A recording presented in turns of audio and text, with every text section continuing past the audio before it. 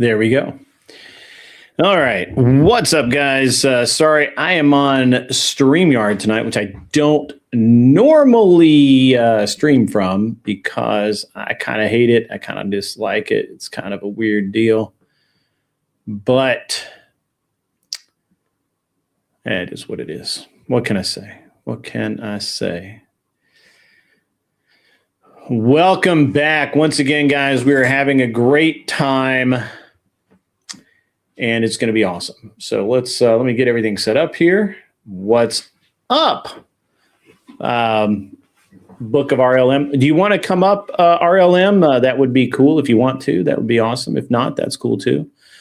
Really just going to chill tonight, guys. I'm really just going to be cool. And I don't really have, I got a lot of stuff to talk about. We got a friend of ours, a friend of the show, actually, who we haven't seen in a while, Roland, if you remember Roland, who's a really cool dude. He's an author, writes sci-fi. He is actually, he's got a book signing coming up next weekend in Madison, Alabama for his latest book. And he will be there.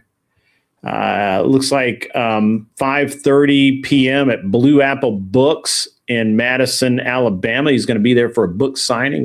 I'll make the announcement again later, but it's going to be cool, and you should all go hang out because it's awesome, very cool, and yeah, hopefully we get some more people in here today because it's gonna be boring if not.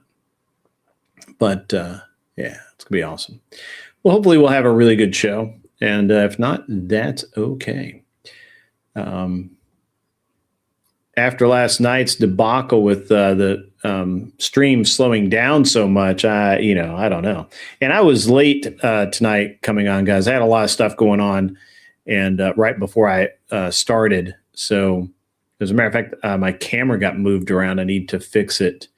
So give me just a couple of seconds. I'm going to cam down and fix my camera. Hopefully people wander in while I'm doing so. I'll be right back.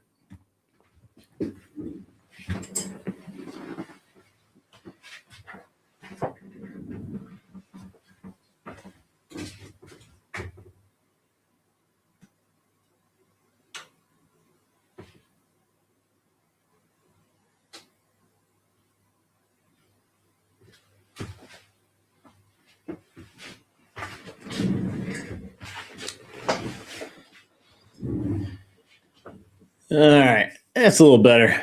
That's fine. Whatever. It'll be fine. Sure, you'll come up. RLM will be up momentarily. Let me grab a link. Don't. Let me do this. Let me do a good old StreamYard link. I haven't used StreamYard in a little bit. Do I have you on? Do I have you on Discord, RLM? It doesn't look like I do. Here, let me give you my Discord, maybe, if I can. That's funny. Did he act interesting like a week ago? I would just throw it out there. What's up, Logical Spark? How are you? If you're not a member of my Discord's actually pretty cool. A lot of good stuff. What's up, Anson Knowles? How good to see you. Anson Knowles, I'm going to use StreamYard instead of Streamlabs tonight. I don't think Streamlabs was a problem. It seemed like there was a lot of people had issues last night, not just me. So we'll see what happens, what's going on. I've got a lot of stuff going on here, and we'll see how it works out. So let me, we're going to do this. I'll put this out here. There's the Discord link. If you have not joined, RLM, if you want to just jump into the Discord and go to the waiting room, I'm going to be watching it, and I'll throw you the link for the thing. How is the new plane? It's awesome. I'll show you some pictures here in a minute. Or a picture. I didn't take a ton of pictures today. I flew it. It was awesome. It was a great time flying, and it's interesting because I haven't actually flown. Well, that's not true. I flew a few weeks ago, but it was a different airplane. So I haven't actually flown a plane like this in a little bit, but it worked out. It was great. I had a lot of fun. So yeah, it's gonna be fun. What's up, Cleaner 409? What's up, Smoking Spaceman and Clover Tack? My man, good to see you. Good to see you all in the house tonight. Good deal. We'll get RLM up here shortly. Hopefully she finds her way to the waiting room. And then we'll have some fun. It'll be cool. Oh, wait, I got to hit the button. There we go. There is the link. Hit the Discord, guys. It's where you need to be. There's the link for the Discord. Jump right on in. It's a good time for everyone, especially me. So.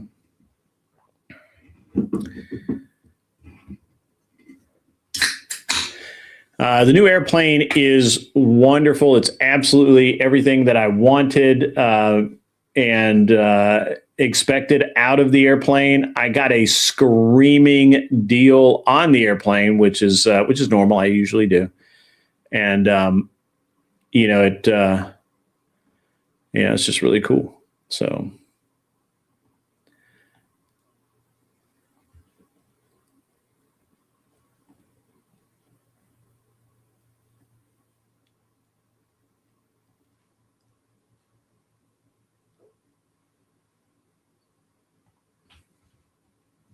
RLM is smoking hot.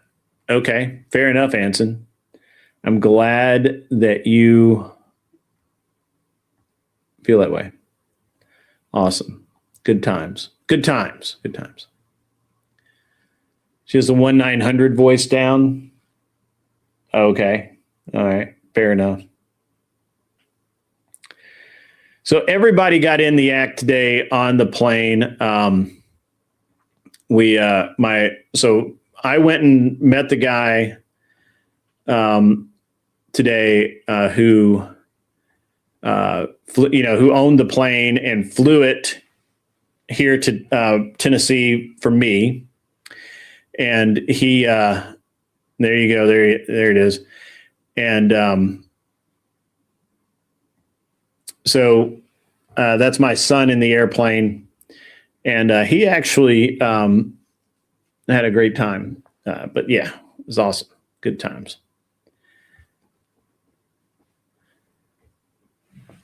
I don't know if so I've gotten a lot of response about doing the debates and or discussions on Saturday nights. I want to know how everybody feels about it. And really the only way it would work is if we could promote it and we had a big enough crowd here that it made it worthwhile. I do enjoy that kind of stuff, so I would be very open to it.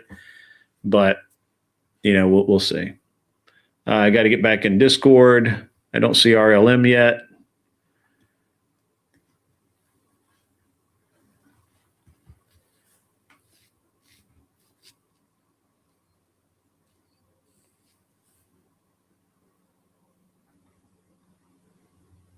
Smells like pistachio. That's funny.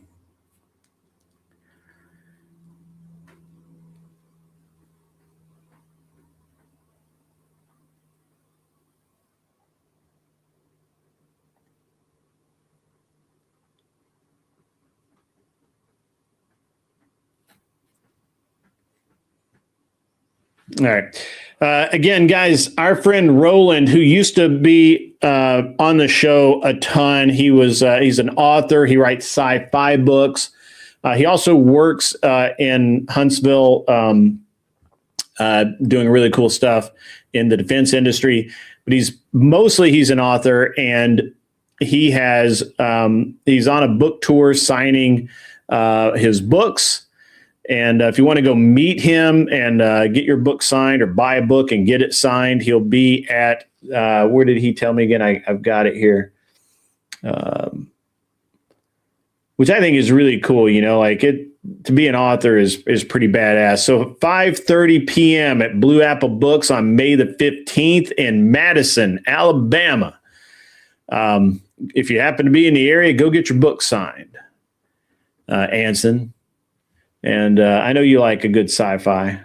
I know you do. It's okay. There we go. Got it. We're going to go ahead and send the link to our friend RLM.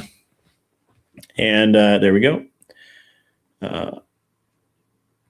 And yeah, we're going to have a good time.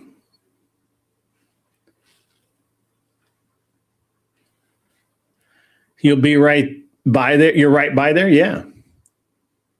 You go to Madison to buy books all the time. Okay. Well, he'll be there. He will be there, and you can go hang out and get buy the book, get it signed by the author, and have a great time. By the way, guys, I did change the camera. And now this is the same exact lens it was on the other camera, but just the settings on this camera. The camera that I'm using now is a much more pro camera. And so that's why you can actually read the "But Did You Die" sign back there. Hello, RLM. How are you? Hello. Greetings and salutations. I finally made it. You did finally make it. Ignore Anson Knowles if you've not met him. He is not a troll. He's just odd. It's all good. Hey, what's up, Hanson? Cleaner economic costs. I'm new to you guys. Mr. Boulay is a mess. All right, cool. So thank you for having me. Yeah, yeah, absolutely. I was just kind of pimping out one of our friends that is an author and is having a book signing, which I just think is cool. I mean, that's just awesome stuff, you know. So hopefully we can get him some we can drive a little tiny bit of traffic to him, but if not, that's okay too. So What's the book about? he's a sci-fi guy. Okay. So yeah, and Nice. he actually he sent me some stuff on his book, but it's been a while since I looked at it. So let me see what he's got here. Digging the cap this evening. Oh yeah, yeah. Like I had to dress up a little bit after I was being all casual earlier, so you know. But yeah. So what's on the plate for tonight besides your friend's book? Just chill. Yeah, we're just chilling. I'll talk about whatever. It's all good, and it's all good for me. This is Roland's book here. I'm gonna throw that out in the chat. Hopefully that works. It's an Amazon link. I don't know. Sometimes this stuff doesn't like it, so we'll see. So we'll see what happens there. Anyway, yeah. So it's pretty good. I got that old man Irish look. So this is actually a British hat, not an Irish hat. I understand you guys are confused, but the Irish hats are called 8-panel hats, and they have 8 panels. That's what they're called. They're called 8-panel hats. This is called a flat cap, and because it's flat, and they're mostly worn by the British and golfers and Scotch. The Scotch wear them. What Brian wears is called a Boston Scully, which is a scally or whatever the fuck you call it, which is a hat that was made in Boston to look like a British or UK style hat. And it's actually kind of weird. It's a weird look because it's like kind of a rounded baseball hat look to it, but it's got a flat cap sort of brim. It's a weird look. I don't know. I've got one somewhere around here. But yeah, could see you in like a good old Cuban style fedora. I got a fedora. Where's my fedora? Oh, there it is. I don't have a Cuban style fedora. I've got a fedora. Nice. There you go. It's a Stetson. So every gentleman ought to have a fedora. How can you even call yourself a man if you don't have a proper hat? Very Indiana Jones. I love it. Right. Yes, it is very Indiana Jones. You've got to have a proper hat. And baseball caps are caps. They're not hats. So I understand. I just need a good cigar. What's that? Now you just need a good cigar. You're good to go. I don't smoke. I don't smoke. I don't drink. I've never done drugs. I've never drank, actually. Ever. I've never drank alcohol. How did you avoid that? Like, considering you're a businessman, right? Alcohol is usually a part of making deals. I drink soda. I drink water. And tea. So good for you. And I've never smoked, even though like my parents both smoked. My mom and my stepdad smoked. My brothers both smoked. I just never did. I never tried drugs because there was no point in it. I think the big thing with me when I was younger is that I'm a control guy. I'm in control, and I just actually the idea of not being in control was like, nah, doesn't work. It's a good reason. Cleaner 409, that book link is our friend Roland Thorne, who is an author. He's a friend of the show. I've actually shot a match with him down in Alabama. He's a really cool dude, and he's a sci-fi guy, and he's actually having a book signing here. I'm just going to make sure I have it right here. 5:30 p.m. at Blue Apple Books, May the 15th. If you happen to be in Madison, Alabama, go check it out. What's up, Uncle Guns? I see you out there. Good to see you. Good to see you. Uncle Guns, salute. Yeah, I like Uncle Guns. He's odd, but he's the right kind of odd, so that's okay. OG's apparently going back to bed. Going back to bed. He's leaving us. How dare he? He got up early, apparently, or maybe he never went to sleep. I don't know. Yeah. Successful stream. So now Sure. it's time to pay it forward. OG, don't you dare go to bed. Yeah, it was wild this afternoon. I woke up and I did some stuff, and OG was still on, and then I was like, okay, I'm gonna go grab my plane, and then OG was still on, and then I was like, I come back like hours later, and OG's still on. I'm like, whoa, like what is going on? OG's never on this long. Were you able to catch any of the conversation? It got pretty intense. Some of it, not enough to know what was going on, to be honest. It was a whole MGTOW conversation. It got pretty heated between OG, Dennison, and Casper. Mm-hmm. Oh, yeah. The MGTOW thing is weird, right? It is weird, right? It's not just me that thinks it's weird. It's just weird, right? I mean, I understand it looking at it from like a black pill perspective of the reality of how men feel or are feeling. Correct me if I'm wrong. And they're just like really not giving a shit to conform anymore, to make women happy. Again, correct me if I'm wrong. So I understand, because I've spent a lot of time talking to both Dennison and Casper. Yeah. And I try to be as empathetic as I can be without being giving sympathy, right? Because they're not. Yeah. I don't feel they're looking for pity. I think it's more not Casper especially. No. And I battled Casper for like 2.5 years, so it's fine. Sage Outcast is in the house. He is our resident Trump-hating Republican. He just says wrong, to which I say I'm always right, and I am sorry. I'm so sorry that you're wrong. I love Trump. But at least you admit it. Every time you come in here, you admit that you're wrong, and I appreciate that. I really do. How can we it's good to know when you're wrong. And even when you're wrong, you're still right. Sometimes that is in fact the truth. So yeah, I mean, and I was talking about this the other night. I have a friend of mine who's going through this right now. His kid that worked for me, he's not a kid anymore, but this guy started working for me when he was a really young man, and he was a car guy, right? So he went to BMW Step School, which is Step is like they're going to be a professional BMW guy. And he excelled at that, but then he didn't like working in the dealership. He came to work for me for a while. Didn't really have the attitude for it, I thought, but he was a great technician and just understands things on a level that other people just don't.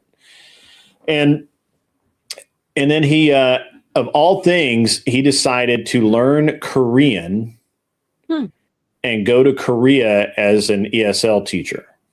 Wow.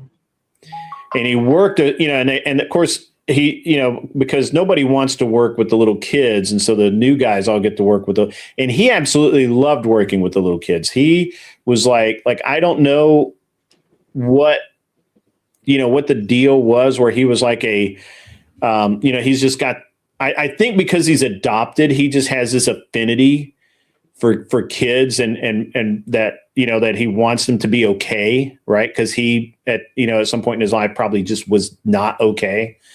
And he feels rescued by his adopted parents. And so he kind of returns that, I think. It's what I get out of it. Right. I'm not saying that I can read the guy's mind. It's noble. But at any rate, he was over there for a long while, a couple of years, and found a girl, dated her, broke up, went to Taiwan, did the same thing, found a really nice girl, dated her. The first girl, he admits that he just got scared. I think he felt like he was too young. He just got scared, and he just kind of like fucked it up. The second one, I think he did kind of the same thing, probably not on the same level of purposefulness of fucking it up. And now he's looking back on it, wishing that he had maintained and salvaged those relationships or not fucked them up. And he's looking around and he's been consuming a lot of this red pill, black pill content, and talks about how, fucked up women are and how bad men are treated in society, and how just all of the things, right? Like all of the things that that people talk about in that way where men are, to some degree, they portray men as victims, right?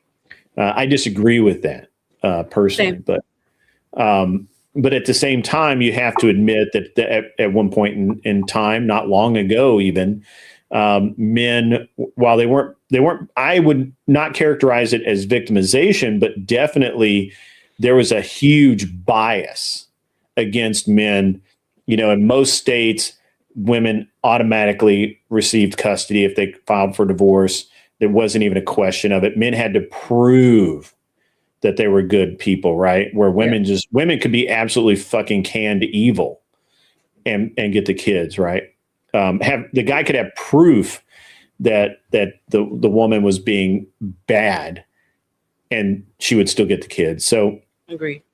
But we've turned that, right? Like there's always the one thing I think, and I normally wouldn't bother to discuss this in this way, but I think it's important to note that it is absolutely true that because of the perception, whether this was real or just perception, that men were abusing women in relationships, right? When we came out of the 50s into the 60s and the 70s, and women were like, I'm being abused. I can't leave. I'm in this relationship I don't want to be in, but I have to be here. Right, wrong, or indifferent. You don't have to agree with any of it, because I don't agree with most of it. But it is fair to acknowledge that because of that perception that men were being aggressive and abusive towards women, the correction was so far to one side, to the female side, and the sympathy was always to the female side, that men got screwed and nobody cared. And to be fair too, the stories came down from our mothers, our grandmothers, sure, right? Being Latina, women were always don't make the. My parents have been. I was raised Mormon. My parents have been together for 56 years. Yeah, not Catholic. No, my dad converted. My mom was raised Mormon, and my dad. That's converted. Very interesting. I'm going to file that away for later. We'll talk about that later. But I'm sorry, I interrupted you. Go ahead. No, and so even then, it was always don't make the same mistake I made. My parents are high school sweethearts, so there was always that like.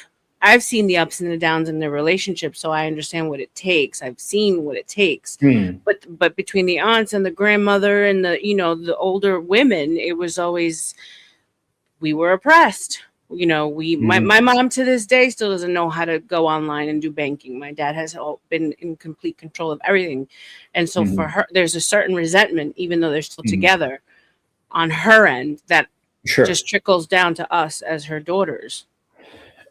Sure. And all of that's valid and real. I'm talking more about in the courts and the divorce systems and in the groups of women that when they got together, it was, if you had a group of men get together and talk about a man getting a divorce, at least 2 or 3 of those men were going to say, are you being an asshole and are you fucking up?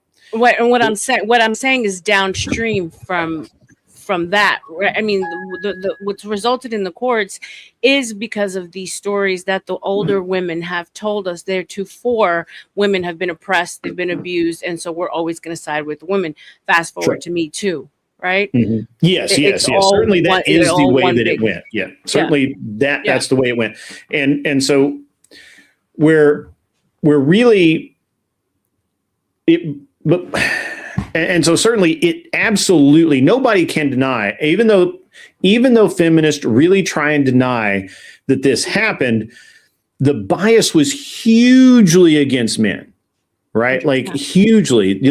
It was not a joke that if a man and a woman went into divorce court, the man was going to come out penniless and the woman was going to come out rich. I mean, that was not a joke. That was a real thing. I watched it happen. I went in like 98, 99, I was in outside of Reno, Carson City.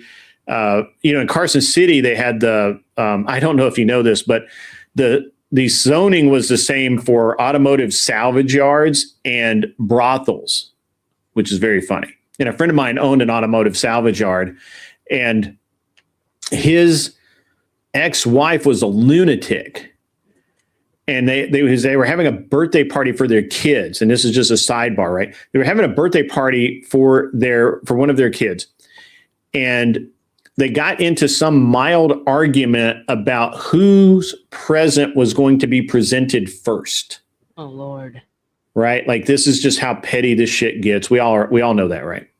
Yeah. And I was standing there. I will admit, I was a young man at the time. I was standing there and I'm thinking, what is this shit? Like, what is going on here? And this woman pulled a kitchen knife off the counter and like tried and like swung at him. Obviously didn't connect, and it was no big deal. And so he starts calling the police. He starts calling the police. And he dials 911. He's got 911 on the phone, and she starts screaming and she cuts herself. I've watched her cut herself. So that when the cops got there, she told the police that he had attacked her and he went to jail that night on his kid's birthday. So when people talk to me and they're like, it wasn't that bad. It wasn't, I think you're making this shit up. And I'm like, no, I watched this shit be this bad. And so at the same time, when I say the pendulum is swinging the other direction, I 100%, I can give you examples of that where, like I have a friend of mine in California and his ex-girlfriend, they were never married, but his ex-girlfriend is doing everything. That bitch is literally doing everything in her power to prevent this man from seeing his daughter.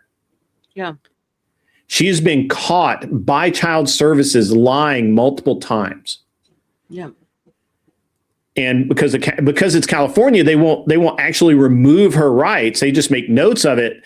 And and this poor dude is literally stuck doing everything he can to jump through all the hoops to prove that he's not the one screwing up and all of that. But now, of course, he's got enough documentation and evidence. It's they all know that this woman is a problem. So it's not even like it's all gone away. I would never say that that it's not, it's not better now. Right.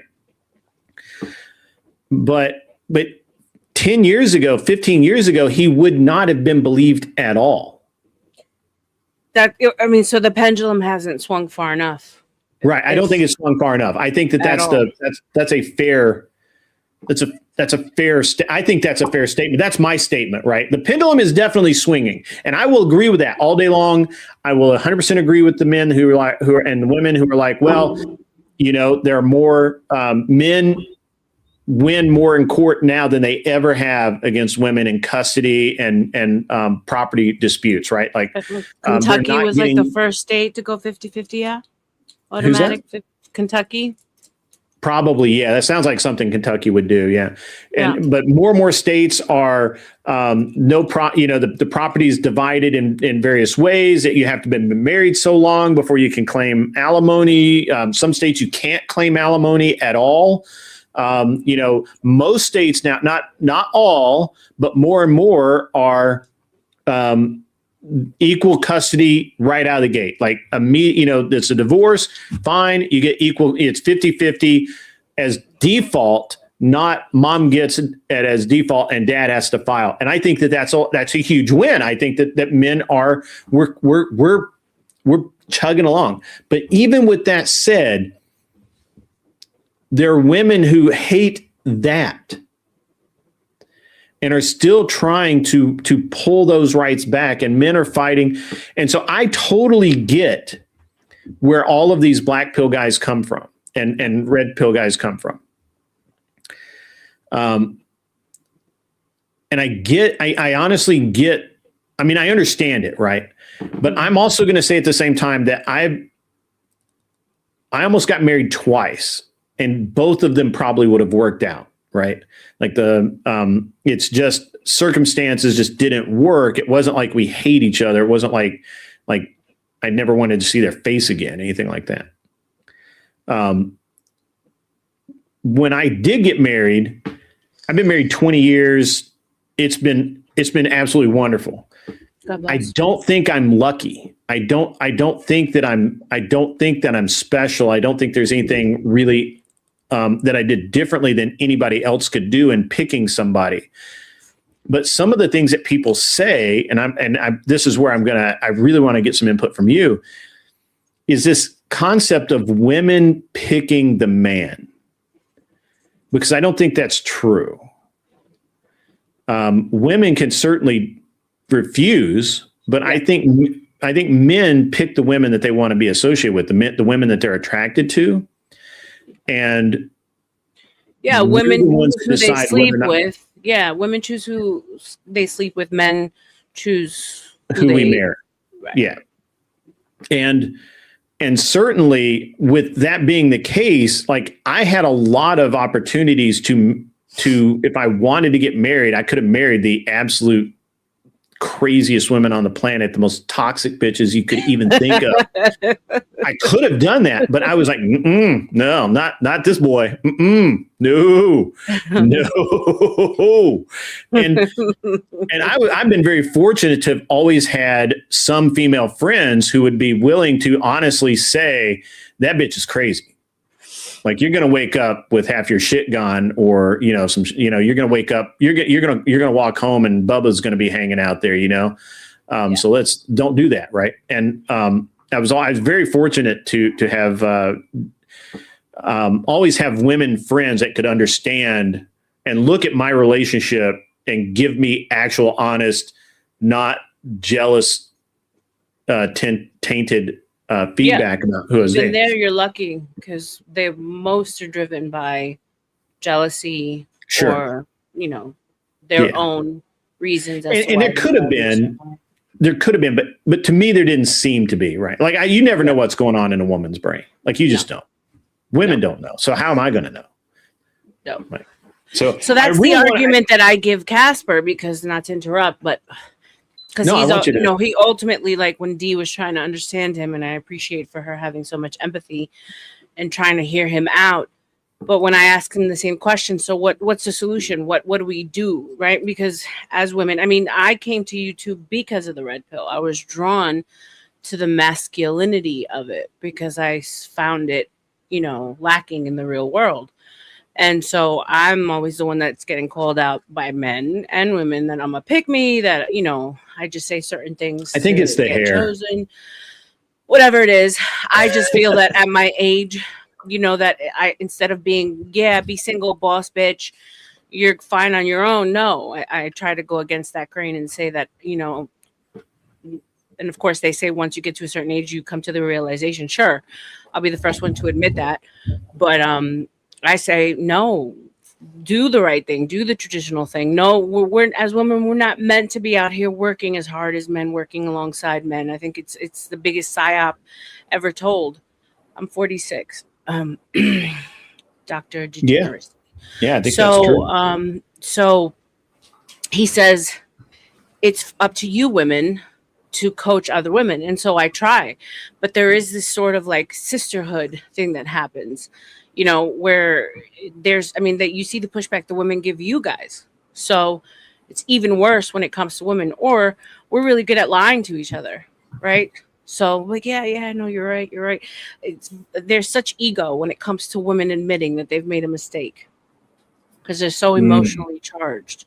So for them to come out and say, yeah, I made mistakes. I was wrong in this, in my relationship. I'm the first one to say, like in my marriage, I was left. I didn't leave him. Um, and I own up to the mistakes that I made, but it's really hard to get women to even do that, to even be honest with themselves. So when I talk to them, I'm like, I try to talk to women every day. You know, for the most part, I have fun on my streams, but I always try to give a message of men being benevolent, men being more empathetic than women, I believe, in so many ways. You know, my father has worked his ass off being an entrepreneur, and like the man will still have holes in his shoes just to make sure his family's happy to this day. You know what I'm saying? So I had a great example of what men truly are. But it's hard. Talking to other women is hard. They just don't want to hear it. They'd rather lie to themselves and lie to everybody else. Yeah. No, I mean, I think that you're on the right track for sure. So let me ask you, so I was really careful about who I dated seriously and who I decided to have relationships with. Now, I will freely admit, I've told my chat this a couple 100,000 times. I don't know that you've heard this, so I'll just say one more. So I almost got married twice when I was in college. The first one, her mother passed. She went psycho. There's no coming back from that as a dude. There's nothing you're going to there's nothing you're going to say. There's nothing you're going to do to make her feel any special, different kind of way. It just is. It is what it is. Yeah. And that was, you know what? It took me a while, got over it, no problem. You know, I was like, I moved on, no harm, no foul. Actually, a lot of harm. Oh, well, that's life, whatever. Didn't wish her any harm or anything. She ended up, you know, whatever. The second time, you know, good relationship, great kind of ability to be together. And then she flipped a car and almost died, or she felt like she almost died. She didn't even get hurt. She had a little bruise on her hip, but she in her brain almost died. And she went off the deep end. She found, she was already religious, but she found religion. And she started, you know, she dropped out of school. She started doing mission trips, and, you know, and she just changed her whole life. And again, I happened to be part of the thing that was changed. Right. And that was okay too. Like that was one of those, like, I have this sense of when I can't fight back against things. Right. Like you're not gonna pull this one back from the edge. Right. I guess. I know men that would have. And I had a lot of my friends like, I can't believe you're letting go so easily. You know, you've gotten so much invested in this relationship and so on and so forth. Why aren't you fighting harder? And I'm like, what am I going to do? Like change her, like somehow change this thought process in her brain? That's not going to happen. This is not going to work. And so after that, I was a degenerate for about 10 years. I mean, like a real honest guy. I made Dusty look like a choir boy, to be honest. No face. Yeah, no face. Yeah. I mean, you know, just being honest about it, right? Like it's a, you know, I just, you know, I just wasn't, I wasn't interested in relationships at all. But then but I knew that at one point I probably would be. And I made a decision. I made a conscious decision to be a degenerate. Like I was like, this is who I'm going to be now. And the, you know, I just accepted that for what it was. And then at the end of it, I dated this girl that had a kid, and I thought, man, this is like really nice. This is good. I could see myself getting married. I was like, okay, this time to make a change in my life. And I made a conscious decision to change my life and stop being a degenerate and stop being just a bad, you know, not the best human being I could be. And then I was married like within a year and a half.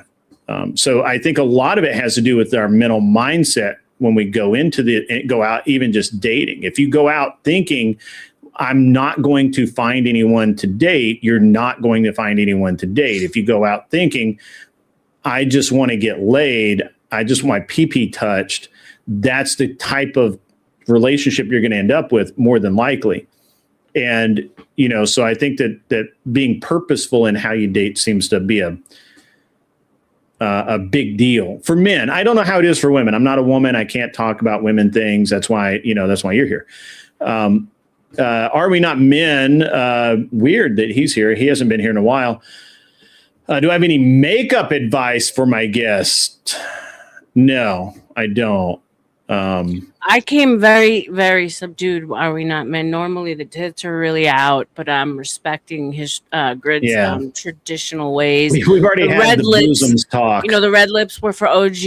I was trying to cheer him up. So, those DSLs. But I appreciate any advice you have to give me, sir. I'm open to all suggestions. So would you say that you had a certain level of clarity because you've never did alcohol, did drugs or drink? So I'm just a really purposeful person. Okay. Right. But I would say that there's plenty of purposeful men out there that still want to get their certainly being able to make actual decisions, right? Like not, and I have I was telling you about my friend, I had a conversation with him Tuesday, and the situation, it's just, he's in a really dark place, like really dark. Like he's like, he doesn't even know why he's living right now, because why, right? And I kept telling him, like, look, man, if you want someone in your life, go find someone and bring them into your life, but they need a reason to be there. I think that's a thing that a lot of men and women both miss. There needs to be a reason a woman wants to be around you. And your wallet is not a great reason for a woman to be around you. It's an easy reason, right? There's lots of women out there who will be around you for your wallet, but it's not a good reason, if that makes sense. Of course not, but wouldn't you say that? And again, you've been married for 20 years, so yes, respectfully, the game has changed quite a bit. Oh, sure. Yeah. And it's becoming more and more acceptable, at least from what I've seen, living in Miami, being right in the... Well, Miami's like I can't even it's not even real. Yeah, there's nothing real about Miami. Right, but unfortunately, it was my reality until I came to Central Florida. But transactional has become okay.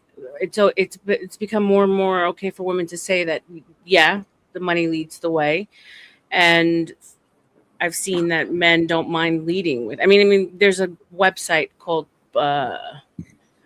what's it called? Seeking Arrangements.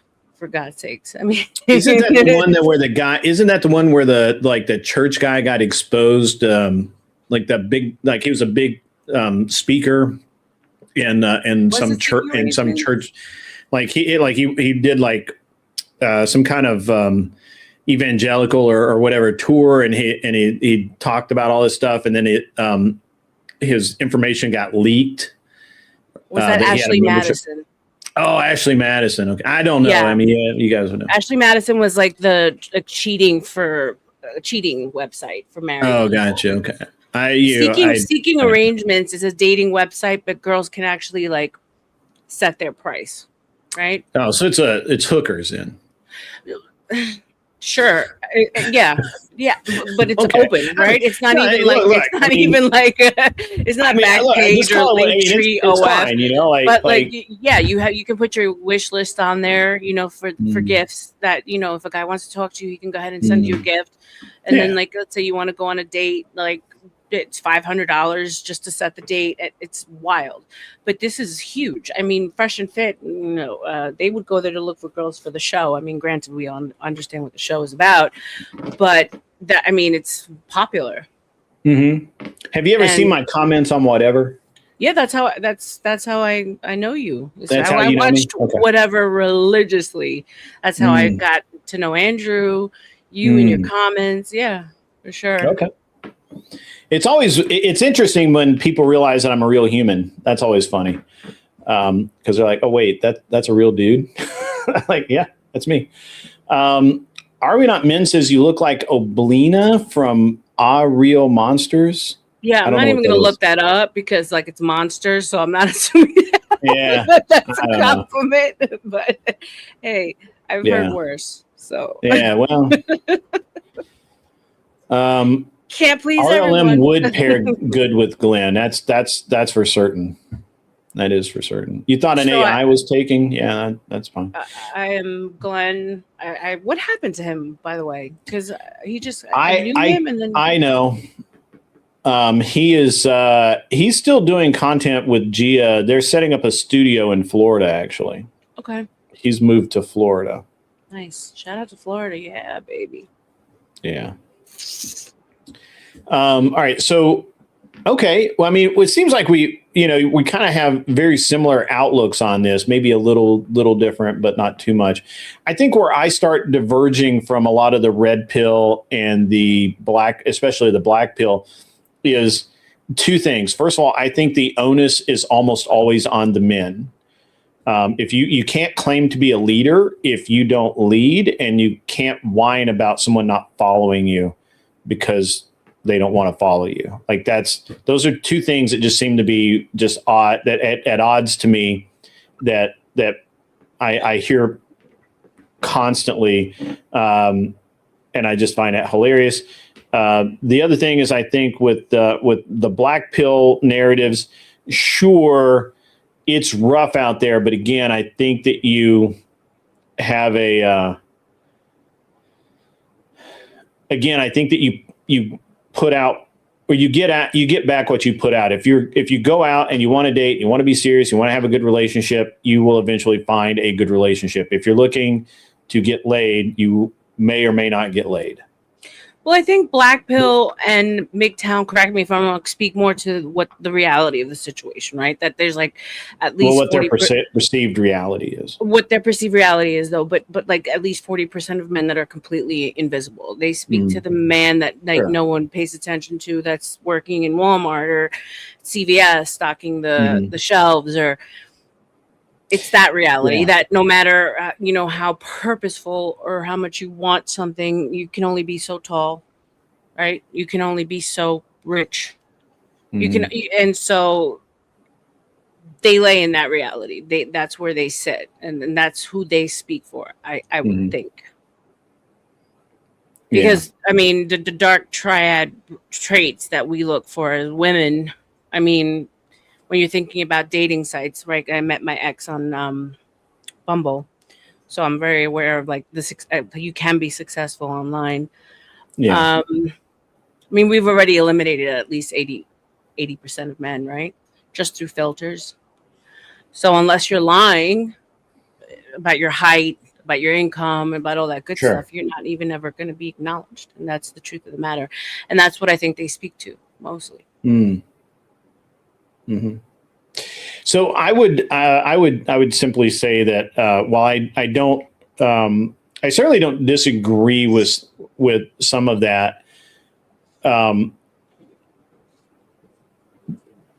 Again,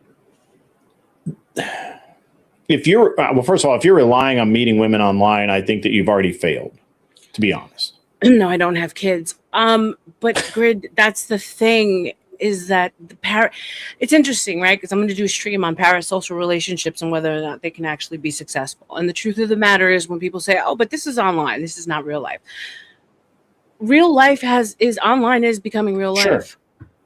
To some degree, I agree with you. Yeah. So I get it. Like, meeting people in real life, that's the most ideal, right? Because you want to be able to touch, smell, feel. Like, you want the pheromones for them, God knows I do. But the reality is that people are just not in real life anymore. You know what I'm saying? So there is a shift, and online is where it's at. I mean, I think that might work for the initial meeting, but it seems to me that it seems to me that if you're using dating apps and that sort of thing, I think that you're kind of limiting yourself already, because a lot of people just aren't on them. Did somebody mention tactical soap? Absolutely. Absolutely. Okay, so a lot of people aren't on them, as you call dating apps, but this is a dating app. YouTube is a dating app. Instagram is a dating app. TikTok is a dating app. Oh, man. You understand? And everyone is on that. Sorry. Mm-hmm. Oh, no, it's your connection slowed down there for a second. I don't know what happened. Okay. So we were having trouble last night with about halfway through my stream. For some reason, it just started lagging like none other. Okay, where did we leave off? I don't know if I slowed down for everybody or just you. It was slowed down there too, but I'm sorry. I apologize. Where I interrupted, if you can kind of pick up where I interrupted, I apologize. Well, can you hear me now? Yes. So you were talking about not everyone's on dating apps, and I said the reality of it is that everything's a dating app. YouTube, TikTok, Instagram, Snapchat, they're all dating apps. Facebook. So yeah, everyone is on a dating app when you think of it that way. Yeah.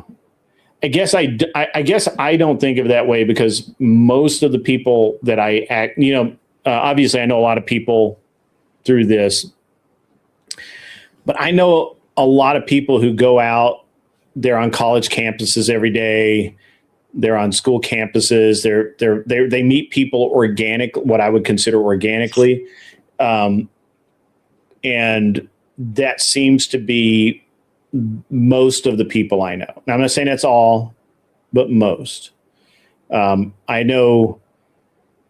Matter of fact, most of the people I know, when I tell them, if they know about the show, or I tell them about it or whatever, and we start talking about this stuff, and I say, okay, what dating app are you on? And they'll say, well, I was on whatever app for a little while, but I'm off of it now. It just never really worked. And now I'm just, meeting people, for coffee or whatever, or meeting through friends. And it's, now I will say that I think maybe that's obviously conditional, right? Here where I'm at, I'm in a big college town, but it's a very contained place, right? Like, there's plenty of opportunities to meet people out socially.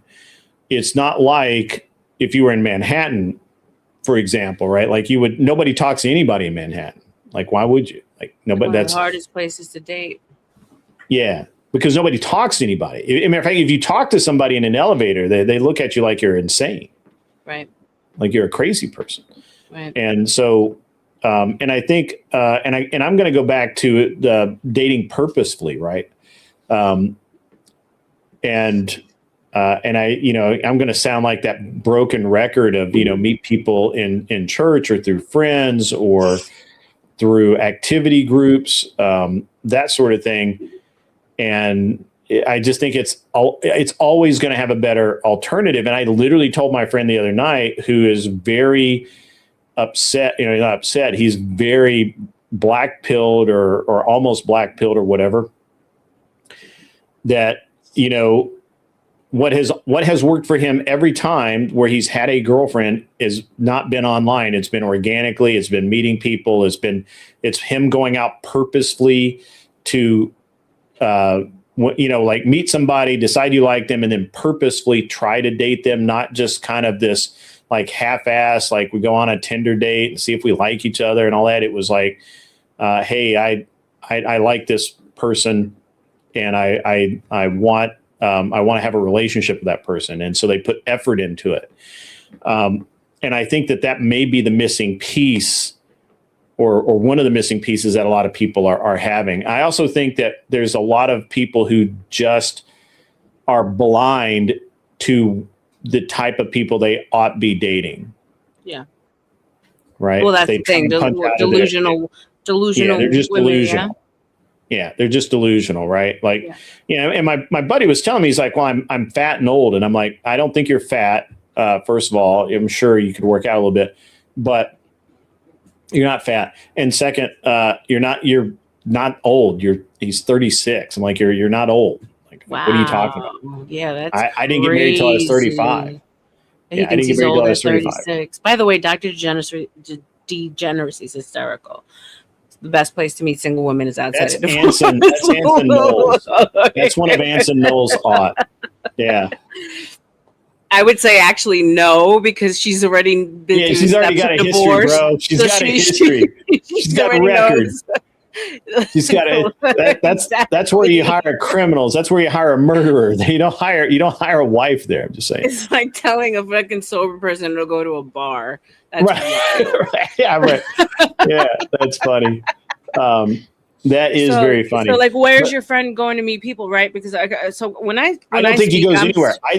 I'm going to tell you what he does. You said that the ones that he has met were in the real world that worked for him the most. This is actually Wicked Wally telling on himself. He says his buddy fails so bad with women that hookers would friend zone him. That's true. That's why Wicked Wally had to get married. Wicked Wally failed with hookers, so he had to get married. That's what happened, guys. That's what happened. That's great. Wicked Wally, by the way, is a hell of a young man. He came to my event in Nashville and he helped out. He brought his very lovely bride. So anytime you hear me talk shit about Wally, I am joking. I have to make this disclaimer because all of a sudden everybody's getting all tender and emotional and don't seem to understand that I have a very sarcastic sense of humor that can be quite cutting. I mean, Wally knows that, but we have spies, ladies and gentlemen. It's scary. It could be scary at times, but I told you, the further up you go in the food chain, the scarier you get. So shout out to you. But I love Wicked Wally's an amazing young man. But at any rate,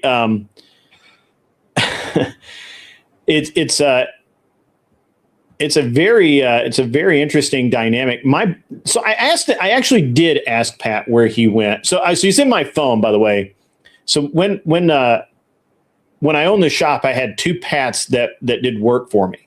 I had retard Pat, who was an idiot that claimed that he could weld, that could not weld, and he couldn't do, his machine work looked like a blind person did it. So his name was Pat, and in my phone, in my phone is retard Pat because if he calls me, I don't answer it.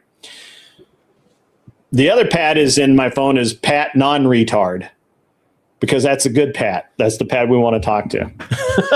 And that's the good Pat non-retard. I have, if I go through my phone and give you some of these and how how I remember people this is actually going to be entertaining. I'm going to sidebar. I can do that. It's my show. It's just going to be funny. So like right out of the gate, we have, Pat non-retard, Adam 3000 GT. I have Adam 3000 GT because that's what kind of car he drove. Adam DSM, Adam Evo, a lot of Adams. Yeah. Andrew RX7 and Andrew Wilson, obviously he's in my phone. I'm trying to find some really good one. Ben GST, because he drove a GST. Usually you had to be in there by your car or, something that I knew. Brady 2JZ, because he always talked about JZs, or, the 2JZ motor in the Supra. Brian, the legend Nelson, because he's the legend, of course, obviously. That's just how I remember people. I mean, I can't remember your name. Like, that's asking too much. That's better than women. They have Uber Eats. Oh, right. Yeah. Slow Tuesday. Yeah. Cash App Man. Cash App Man. Nails. Skincare. That's fun. I got that. I got you. I understand. I got you. No, I'm not speaking personally. I understand. Good Mormon girl here. Okay. She might show boobs, but that's all she does. Okay. All right. Mm-hmm. Well, yeah, that's how I remember. I mean, that's how I remember people. So, your phone is short round. That's OG, man. You mixed up the numbers. OG is short round. Leave OG alone. Oh. I'm no longer round. My Anyway. No, you've dropped some pounds. You look great. Oh By yeah, the way. yeah, I've like seen some 40, older like 45 videos. I was like, Yeah. okay, you're looking good, Grid. Thank you, appreciate that. Keeping up with the babies. Yeah, and my wife is smoking hot, so. I heard. Good for you, bro. Yeah. See, and that's the thing with men. Like you don't get told you hit the wall. Your eggs are fried, which, by the way, they're 2 for $1 on sale right now since they are a little fried. Uh-oh. Lagged out again. Is that just her? Look, she's lagged out. It froze. You know. Up, we're almost back. Almost back.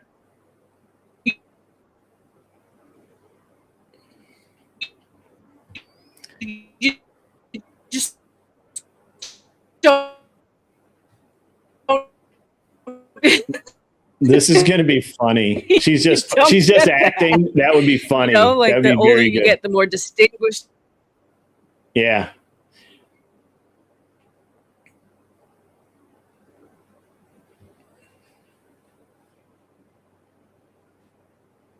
You told me that RLM is AI. That's funny.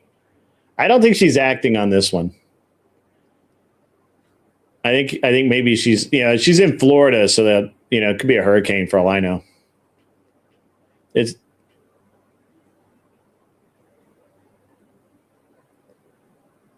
There's no real women on the internet. It's just a myth. That's funny.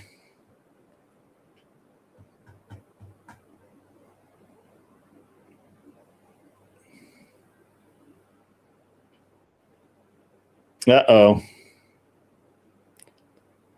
There, she's back. Yeah, she's back. That was wild. That was me this time. Yeah, Florida man stole my bandwidth. Look. Yeah, the two Puerto Ricans I had standing outside with antennas failed me this evening. Guys. You know what it was Florida woman was stealing her was stealing the copper for meth. No, I wasn't paying my illegals enough. Sorry about that, y'all. Yeah, it's all right. Anyway, back to the eggs are on sale because they're fried. And so like the older you get, the more distinguished you get, like fine wine. You know what I'm saying? So not that I argue against the wall. I get it. Biology, women were born inherently with our value. You guys gain it as you get older.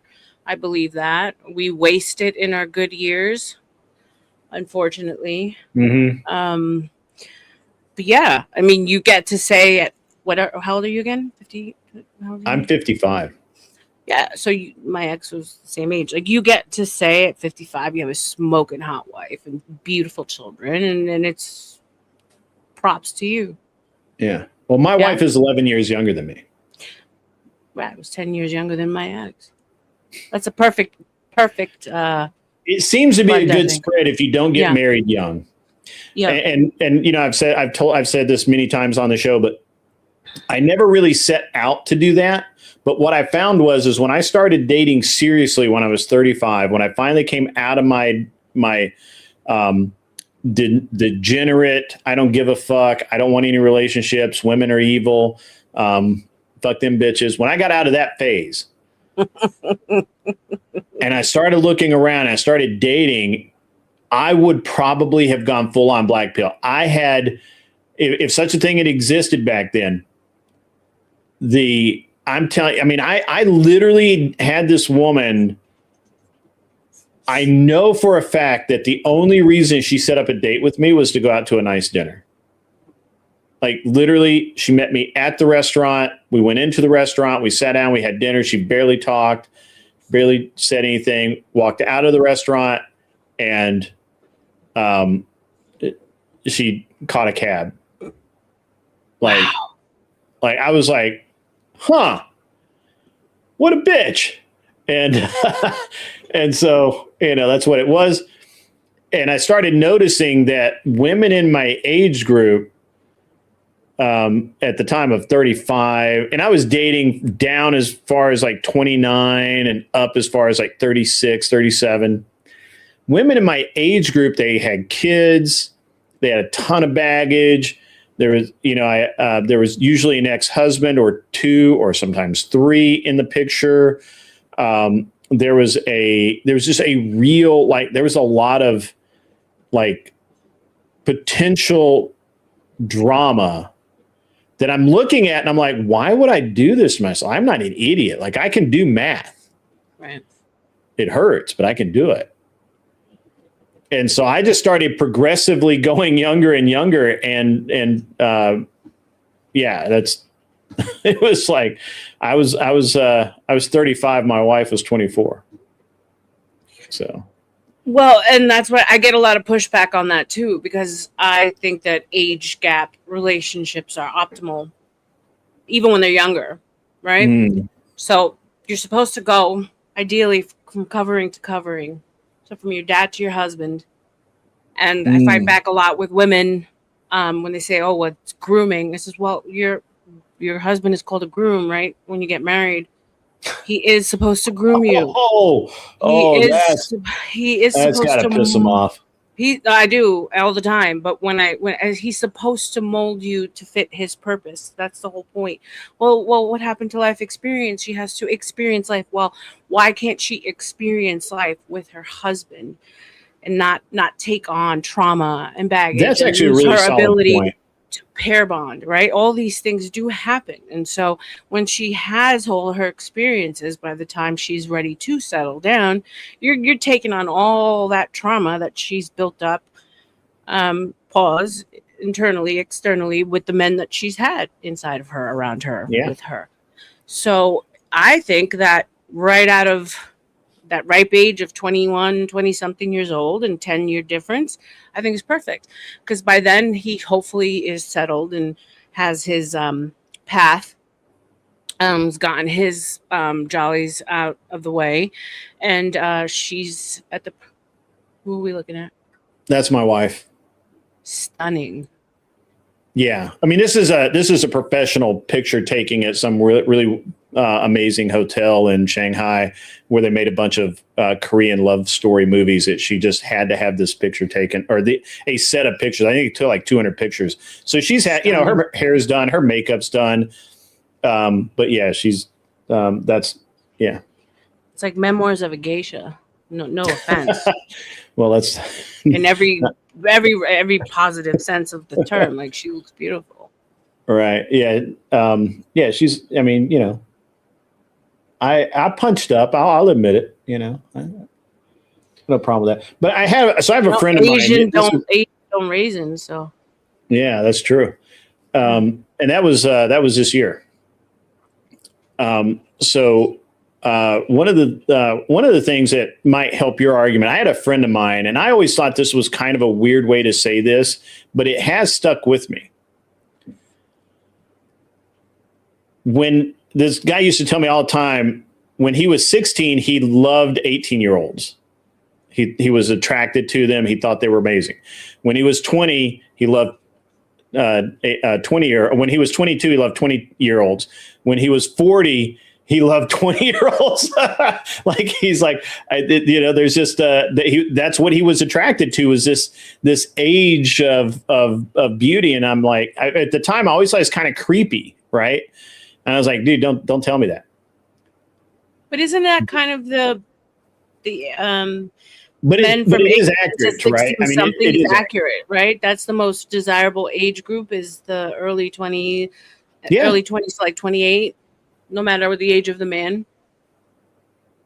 Yeah. Right? Because optimal breeding, if you go into biology, I mean. Yeah, I think so. I think that I think there's multiple things to be, that are at work there.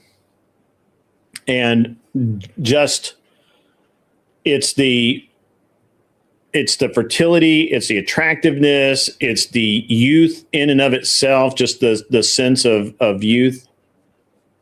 So, Yeah, and then it's the whole. But it's interesting how much pushback I even get from men when it comes to this. Oh, well, we have nothing in common. What the fuck are you supposed to have in common with the woman you marry, right? Like, Yeah. honestly, fuck me, feed me, and shut the fuck up. Right. Yeah. And it's to the level of how well she can do that. And I mean, do you have to sit together and watch the same programs, like the same things, do this? No. Right. You have to understand that you're there because you love each other, and there's a duty to that, to the family, whatever. Right. But outside of that, what's this whole we have nothing in common? That's right. That's exactly right. We are not best friends. Nope. We're husband and wife. That's the problem. I think when the partner term came into play, right? All of a sudden we're on equal. Yeah, we're not. My wife and I are not partners. Not partners at all. Right. And this is a very interesting thing to talk about because, and I'll just put this out there from my relationship. Right, my wife is amazing. She's a high performer. She is very driven in her own very specific ways. But like for me, for example, I'm a very plain person. I don't care about major labels. I don't care about any of, my wife has an Hermes collection that's crazy. Right. Wow. And now she's on vintage Chanel, vintage. I mean, I would say every time you buy a plane, I would be like, all right, how many bags is that going to get me? I mean, she's not well, actually, it's funny you say that because she bought a bag about 4 years ago or 5 years ago. It was an Hermes Birkin or Kelly in this custom color. It's a blue color. Nice. It had been special ordered, and somehow she got it at a lower price than what it should have been. And depending on the size, we're talking about 20 grand. 20 grand. She paid like 25 for it. It was ordered. The price that it was ordered at was about 35. And she said right now, today, she told me this. I didn't believe her, but I looked into it. It's true. Right then, she could have walked out into any luxury goods store in Manhattan and sold it for 45 grand over the counter right then. No, like just done. It's an investment. And it to some degree, it's an investment. And so I don't get upset with her at all about that. And by the way, that's her thing. Yeah. She likes luxury goods. She understands them. She studies them. She she can look at a Chanel and say, that's a good one. You need that. That's a classic piece. It's going to be worth money. She can look at another piece and say, don't buy that. Yep. Those are just not really worth it. Like you're going to lose money and all that. And that's her thing. I care nothing about that. She doesn't like to go fishing. She doesn't really care about shooting. She doesn't really care about a lot of that stuff. But, for example, if I want to, if she, so let me, I'm going to share another picture here. Where's my, let me, I'm going to do this, and then I will do this. So if she wants to do this kind of, if she wants to, she can have all of this kind of stuff that she wants. Nice. Right? What is that? Is that a canary she's wearing? Oh, great. Yes, that's it's a good job. I want to say it's a Harry Winston canary diamond. I don't remember who made it, but it's expensive. Pump. Jokes on That's you. a Hermes automatic limited edition watch Kelly, with an alligator band. And that's a Kelly Hermes bag, an Hermes pillow, and I forget who made. I don't know who made the diamond bracelet. I don't know. I don't care. But if she gets to do all of that she wants because she understands it, and that's her thing. But now I'll get rid of this, remove that, and I'll add. I got to find the other one. But at the same time, if I want her to, why is this not working? Believe in yourself. Burning desire. What's that? No, I'm reading the chat. Burning desire. Yeah. I don't. Okay. Whatever. Why is this not? Okay, there we go. Um, but at the same time, it's not. I mean, she's because I wanted her to. She's done. She's gone out and done. She's done stuff like this with me. Here we go. Good right. for her. So I'm not into most of the things that she does, but I can talk about them. We'll go shopping together. We'll do all of that. She knows it's not my thing. She knows I don't care. She'll go shooting with me occasionally. She doesn't much anymore. And then, she came out and looked at the airplane today. She has no interest in tiny airplanes, that's what she considers them, tiny airplanes. Zero interest. But I do. So she came out and took a look at it, said, "Hey, nice, that's cool," and she left. Right? That's how that works, right? Or it should work. You shouldn't be into the same things. If you're like, you spend every moment together, that's crazy. Yep. Absence makes the heart grow fonder. Yeah. I think that's true. I think that's really true.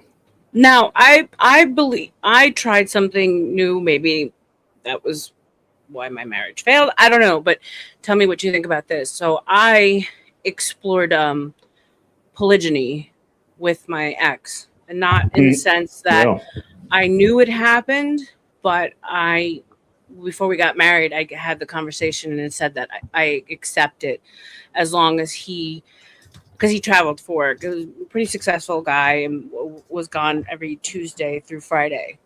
And so I basically said, I'm okay with it as long as don't bring anything home, don't use our resources, and basically just don't let me find out. So I can't say if it was successful or not. I guess it would have been, it was, because I never found anything out. What do you feel about that? I mean, me personally, I have no place for that in my realm, in my reality, right? Like I know people that have tried. Every person I know that's tried that has had a train wreck of a relationship.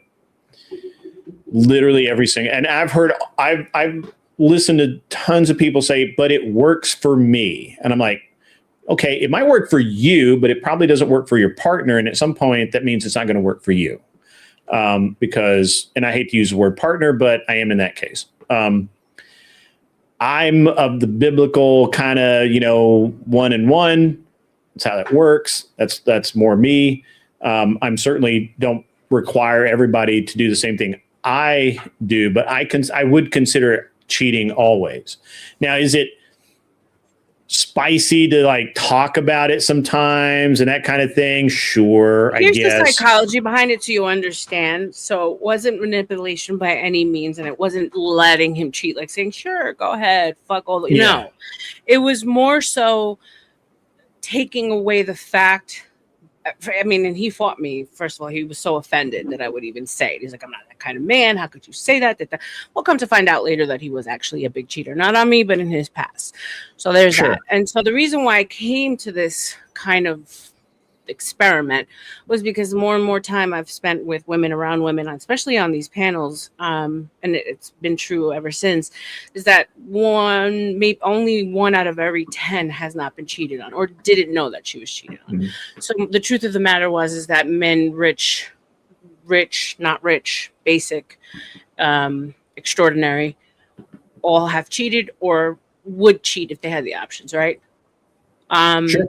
Yeah, 100%. And the more successful, because I've always worked around really successful people. As I told you, I worked with the Arisons closely for 10 years. I worked with celebrities. I did like fashion styling, personal shopping, all that good stuff. So what I knew is the richer and more powerful the man got, the more women he had. So my whole thing was, if in fact it does ever happen, I don't want you to be riddled with guilt, because I understand as a man, it could happen. You're successful. The options are there. The women are there. It was more so that. So it's not that I let him. It's not that I knew he did it. It was more so just me relieving myself of the fear of it. Interesting. and also of the need to have to wonder. Mm. If that makes sense. So I would counter that as a man and say that for me, I just never look. I think that anyone that meets me within 3 minutes of meeting me, they know that I'm married and my wife is amazing and she's awesome.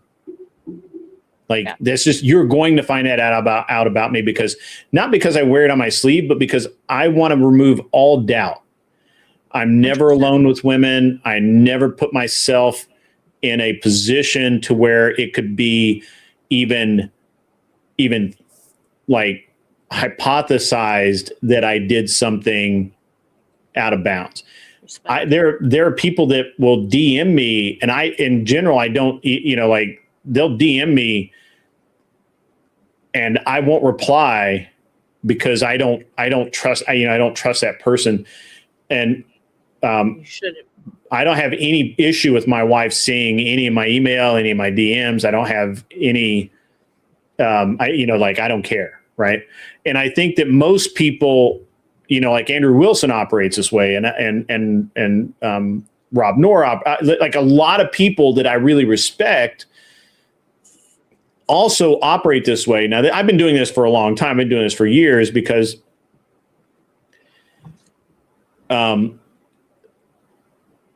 not because I have the desire to.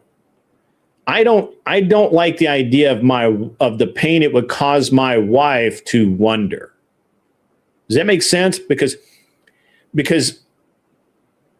I understand that there are people in my position that obviously all of the money I spend is very easily tracked, but there are people in my position that make it very hard to track how much money they have at any given time, that their wives don't know about credit cards that they have, don't know about bank accounts they have, don't know about things. And so and this is where I fault both. How could you as a woman be married to a man that's supposed to provide for you and your kids, if you have them, and your lifestyle? How could you do that and be comfortable with the idea that they're hiding assets, that they're hiding money, that they're hiding things from you that you just don't need to know about? And I've sat with a friend of mine, or a business acquaintance, who I was sitting in his office when he told his wife on the phone that she did not need to know about this credit card. This was his discretionary funds. I was sitting there going, that is the most fucked up thing I'd ever heard. I'm sorry? I don't necessarily disagree with that, though. Why does she have to know all that a man does with his money? Well, in theory, if you're married, it's not his money, it's their money, right? Like if you're married, no, there is no money. Mine or yours. It's his money. You just happen to be a beneficiary of it, but it's still your money. You're the one working for it. It's not her money. She's married to you. So yeah, she gets access. Flesh of the same privilege. Flesh, all of that. Right. So. But I don't necessarily think that she needs to know what's going on in your finances. And I think that's a problem with modern society, thinking that. I would say that that's not modern society. I would say that's very old school. Remember, I told you my mom still doesn't know how to do online banking. No, that's true. Right? Well, but okay, I fair come enough. from a very old Latino. My dad's from Cuba. Machismo, I guess you could call it, way of being, where the woman doesn't do the money or the finances. She just, Well, this is just the way I would find it odd myself. I find it odd when anybody hides. First of all, I find it odd when anybody hides any information, right? Well, and you're putting the word hides, right? So I'm not necessarily saying hiding is a good thing. I'm just saying, like, it's not her business. Yeah. He doesn't want it to be her business. It's not her business. This is another example, and this is just plain wrong. So it's not the same thing as what I was talking about before. But I had a customer, and he was deployed. He was in the military, and I was building a car for him, and he had a credit card that his wife didn't know about, and he was having the bill sent to him or whatever. And somehow because he was deployed, the bill ended up getting sent to his wife here in the States. She opened it, saw it, freaked the fuck out. And it almost caused a divorce, like right then and there. I think that's a good reason, first of all, not to be hiding shit, because people freak out when they find it, even if it's totally innocent. It wasn't, in his case, totally innocent, and it almost caused a divorce between the two because obviously she felt betrayed that he was spending all of this money on a car that when they were in her eyes, they were struggling financially. And didn't have all the things that she I'm not going to get too far into that. I don't care about their relationship, but the way that it affected me is that he calls me up and says, "Hey, you can't tell anybody about the bill on the car. Like, this is my private business. Don't talk to anybody about it." And I'm like, well, first of all, I can't talk because it's your car, it's your business, but if your wife comes up here, I'm going to tell her because she is she's legally your wife. Like, she has a legal right to know. I'm not going to lie and put myself into a bind, right? Like, I'm not, I will do a lot, but I'm not getting sued, right? Like, I'm not getting into shit. And that guy ended up suing me later. So that's what a big piece of shit he was. But I've watched this over and over again. I don't have any secrets from my wife. And I've watched a lot of relationships get torched because people kept secrets that really didn't even need to be secrets. Right. But because you set up that idea of distrust, whether the women do it or the men do it, I'm not picking a team here. I'm saying that if you are keeping secrets, it's a problem on both sides. Right. Understood. And I guess I'm looking at it less of a secret and just more of need to know. Right. Well, it's yeah. Okay. I mean, I think it's splitting. I guess omission is. Yeah, I think what you're doing here is splitting hairs, and those split ends are shiny, baby. They're shiny. Yeah. Yeah. Touché. Got me on that one. Yeah. Look, here's the thing is that I think that there is a culture that is poisonous to society, where it says that these high earning. I don't mean to interrupt. I don't mean to interrupt, but I agree with degeneracy. Secrets are needed. Women get emotional, can't handle shit. So that's perfectly said. That's exactly my next thought was, we freak out over anything and everything. Oh yeah, Anson makes some good points. So like a stressed out Tuesday for you becomes the end of our world. I had this conversation on not to derail a bit, but on OGs, where I was talking about the hypergamous nature of women. It has nothing to do with resources based. If we go back to our biological imperative, it's survival. Give me one second. So go ahead, if you don't mind. Kissy Cat, super awesome to see you back in the chat. It has been a while. Glad to have you here. Really missed you coming around and hanging out. For those that don't know, Kissy Cat is an amazing supporter of the show. She's been awesome the entire time that she's been a part of the show, and glad to have her back in the chat. So go have fun. Go do whatever it is you're going to do tonight, and have a great time. And come check me out at the Book of RLM. Kissy Cat. Yes. Kitty cat. So we were talking about men showing their emotions and why that's a different story. Right. And so the reason why I'm derailing is to bring it back to the knowledge. Yeah. The less we know, because any little sign of like instability in the land that's supposed to be our rock, all of a sudden gives us a certain like a physical reaction. And then OG got a little upset because he took it as me being like I wasn't being humans are humans. We are empathetic towards each other, man or woman. It wasn't that. It was that all of a sudden Shintai said it perfectly. He said that any little thing, I don't bring attention to my family in case it's my job to protect them, and any like sort of instability I might be feeling all of a sudden just throws them off balance completely.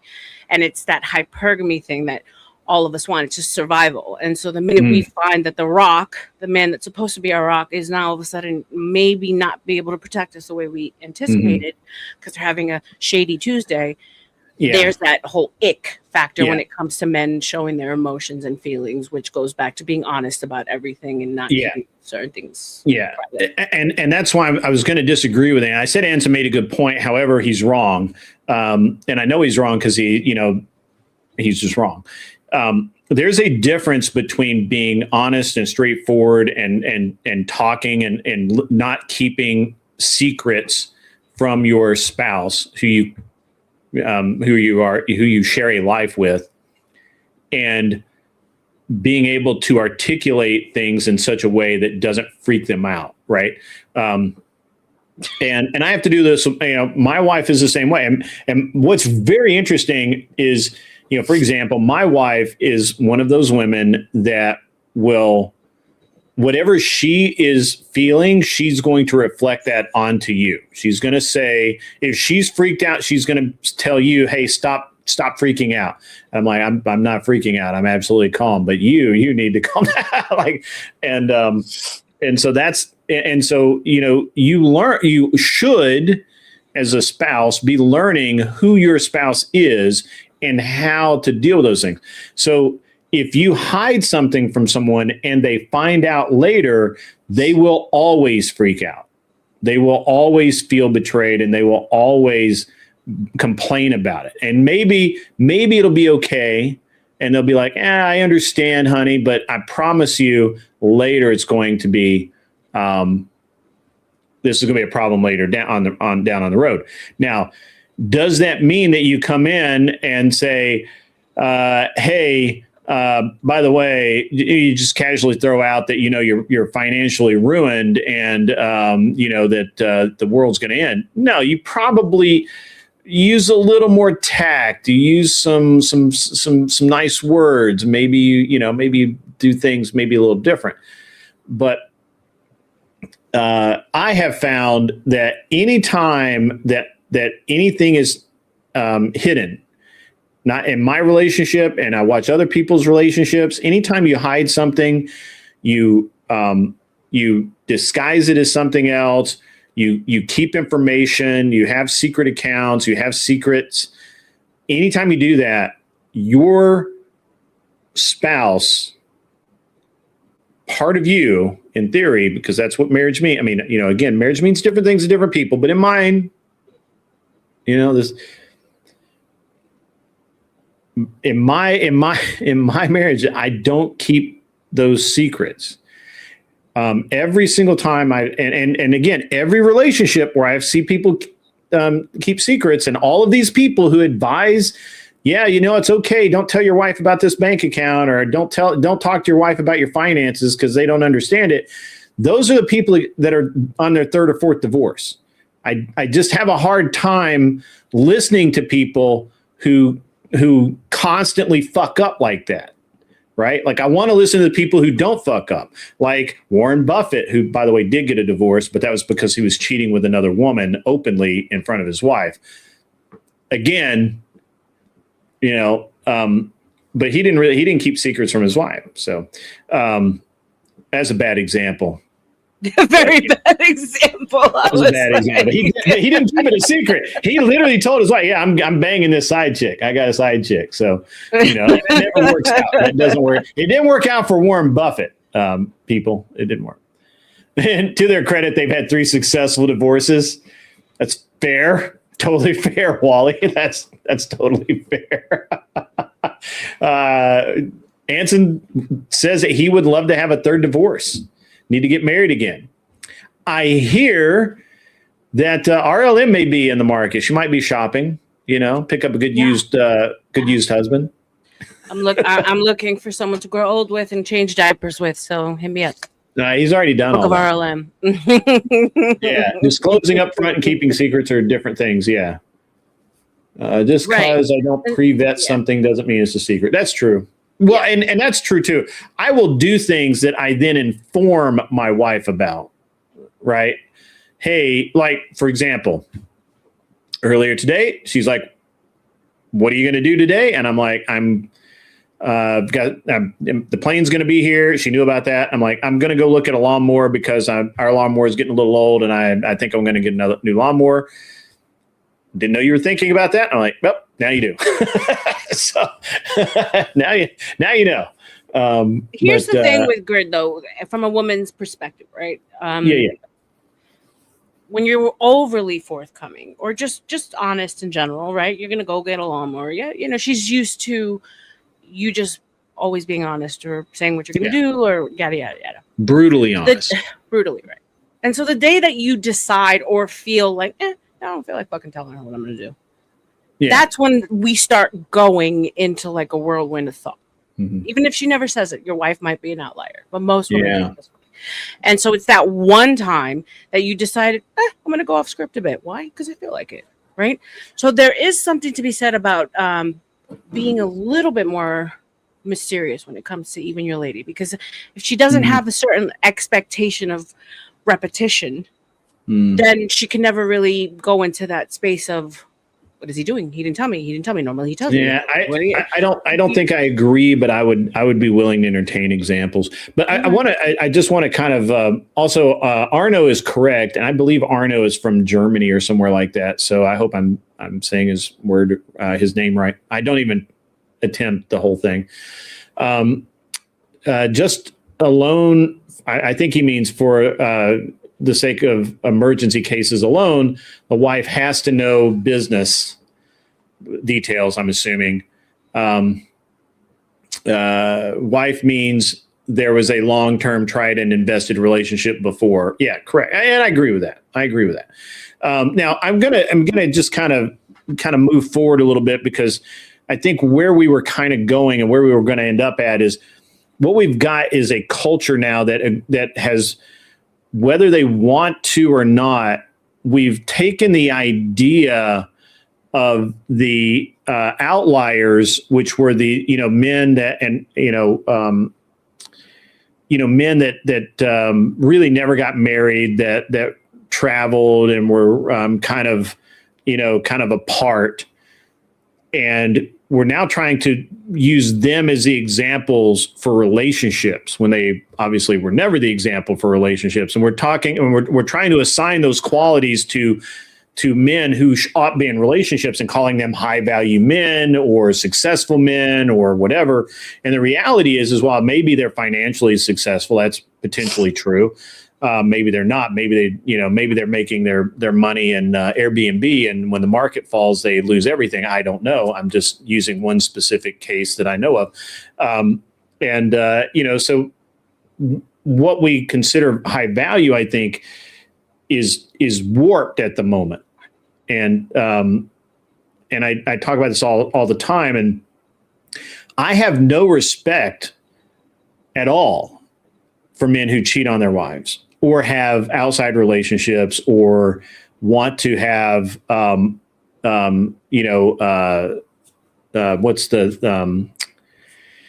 multiple wives, any of that. I have no respect for that type of person, because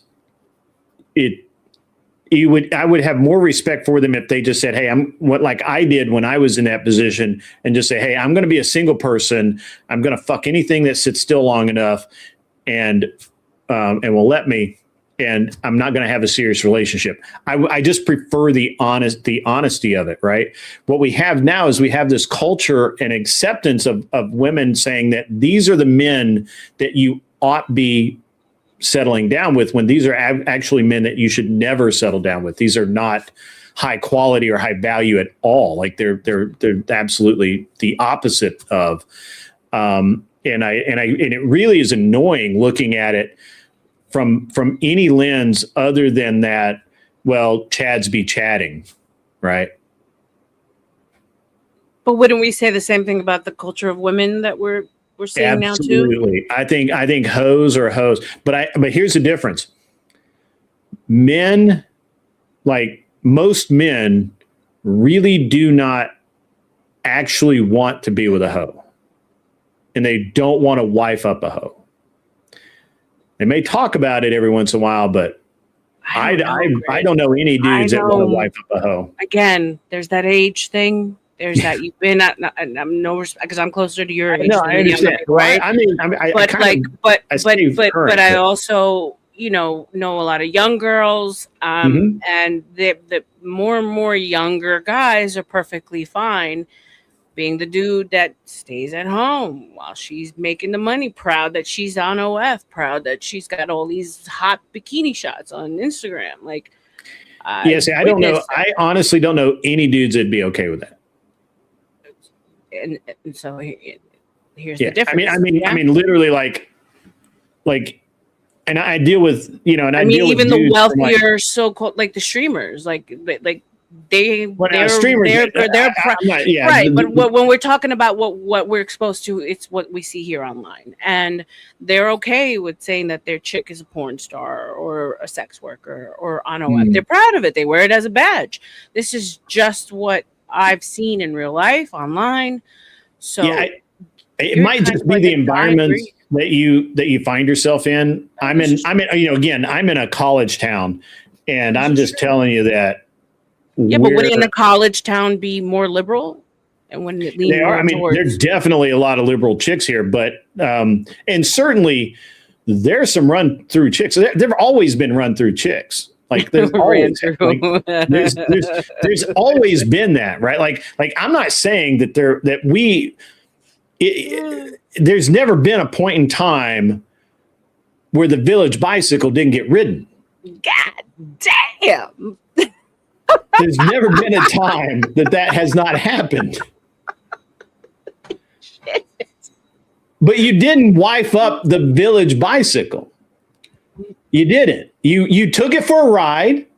You left it where you found it, and then you moved on. And you bought a shiny new bicycle. But if the village bicycle changed zip codes, you would never know she was the village bicycle. Now that's true, and I make that argument all the time. Now I make that argument all the time, and I said, look, if Lily Phillips, and before what's so prophetic is I said this before she went religious. I said, and I kept telling everybody this. I said, if you took Lily Phillips, who just banged. Was 1,100 dudes, took 500, what was it? We figured out 150 yards of dick, 500 feet of dick, or whatever. Like, we did the math on this. We did the math for scientific purposes. We did the math.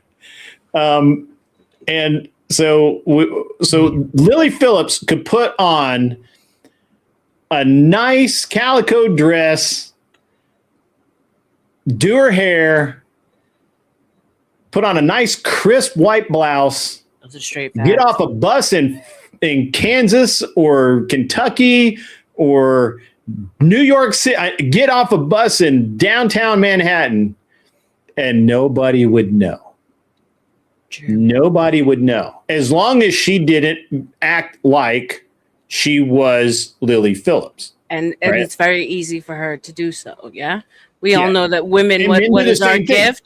Our gift is manipulation, right? We don't have the force doctrine behind us, but we do have the manipulation. Yeah, you do have manipulation. But men can do the same thing. I've watched men who are absolute morons, but they look good and they bang everything that moves. And then all of a sudden they get religion. Well, they don't get religion usually.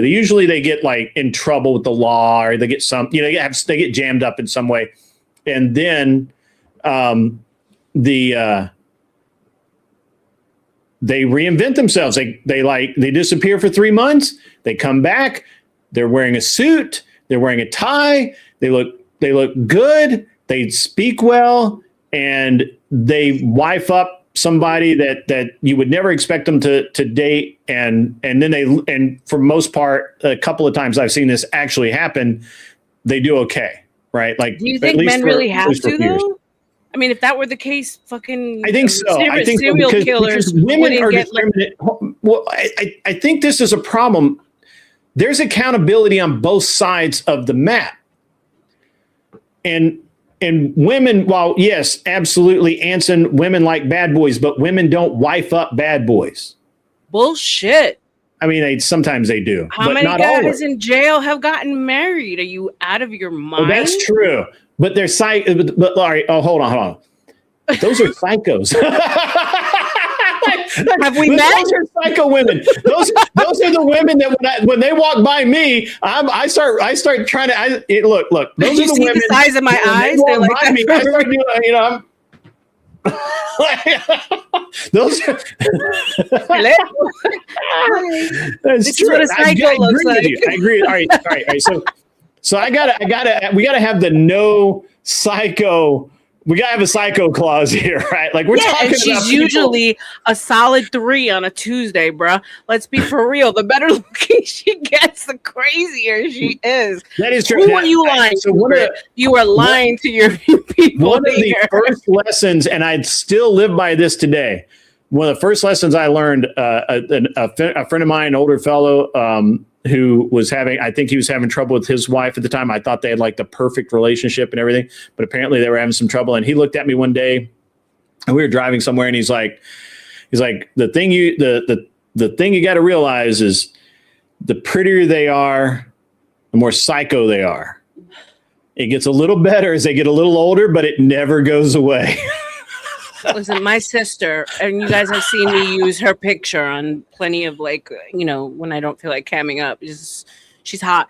A guy paid my sister $25,000 just to go away. That's a psycho bitch. That's a psycho bitch. Psycho. See, the problem is, but a lot of men can just smell the psycho on you.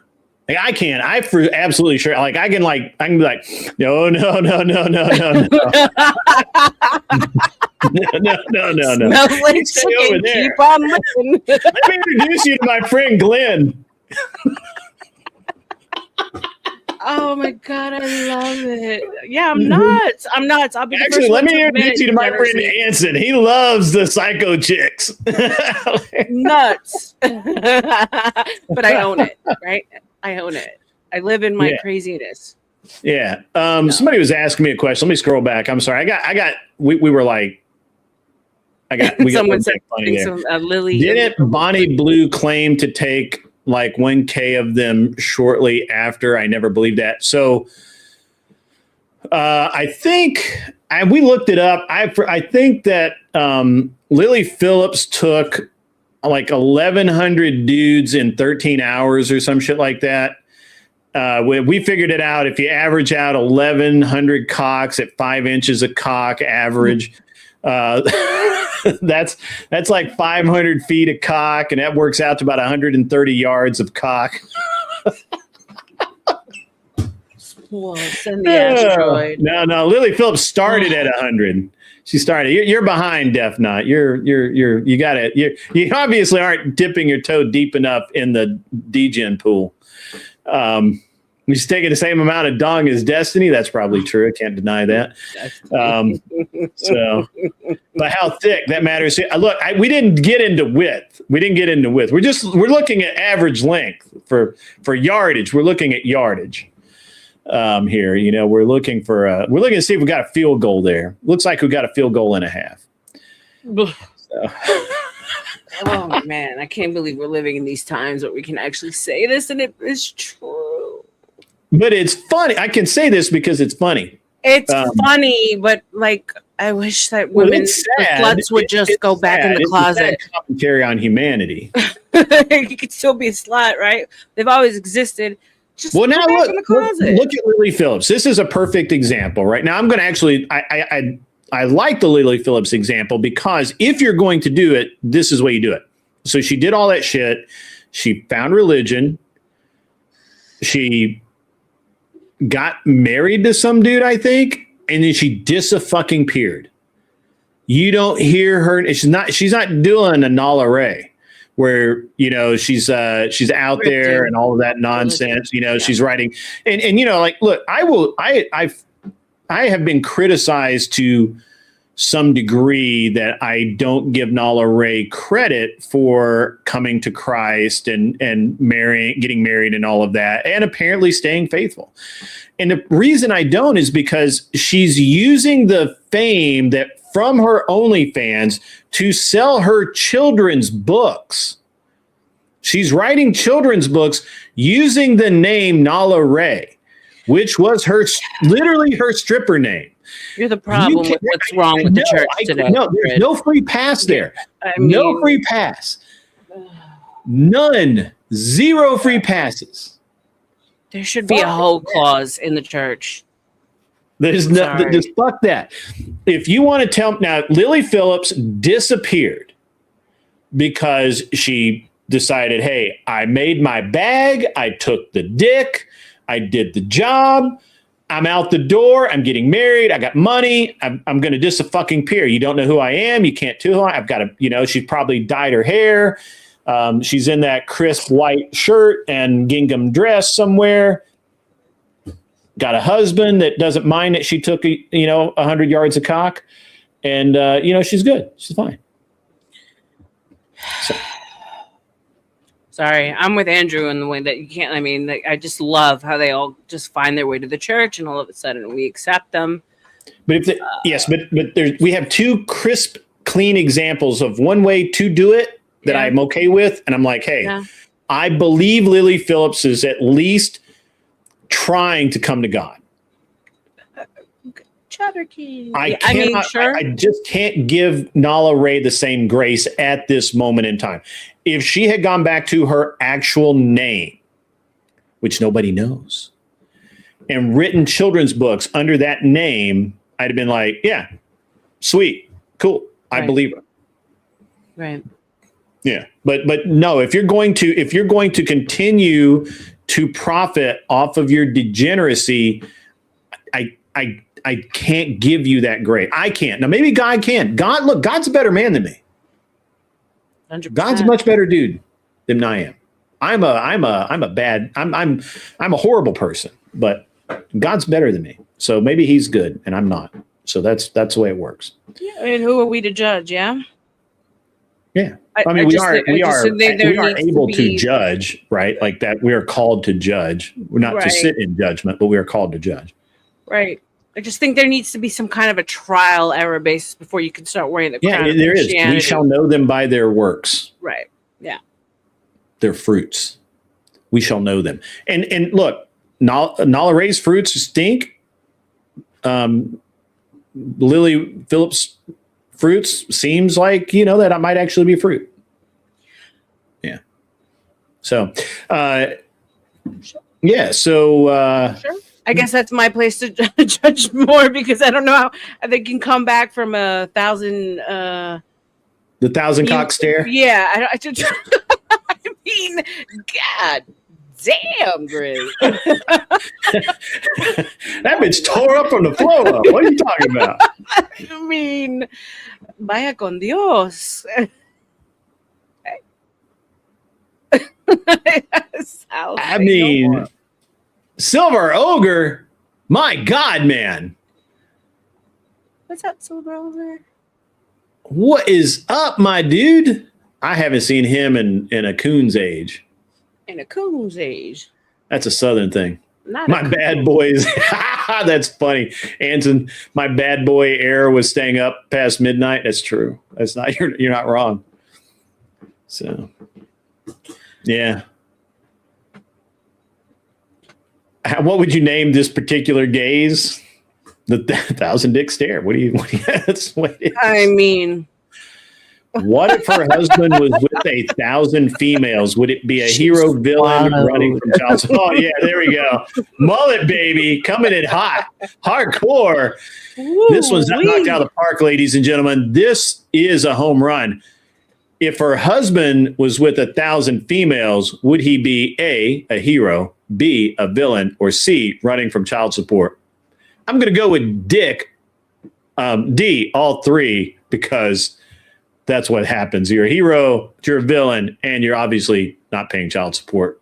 Thank you, Jesse. Jesse's so true. None of them take their profiles down. None of them. Yeah. They all speak about stopping. And here's the thing: like, we're going to go back to being a little serious. Jess, what is up? I love Jess. So when before I started this show, Jess was really having some, and I outed her on this last night, so it's okay tonight.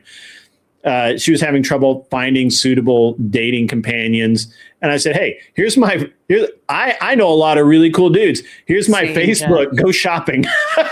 Like, go shop. Go shop my Facebook for a dude. The struggle is real.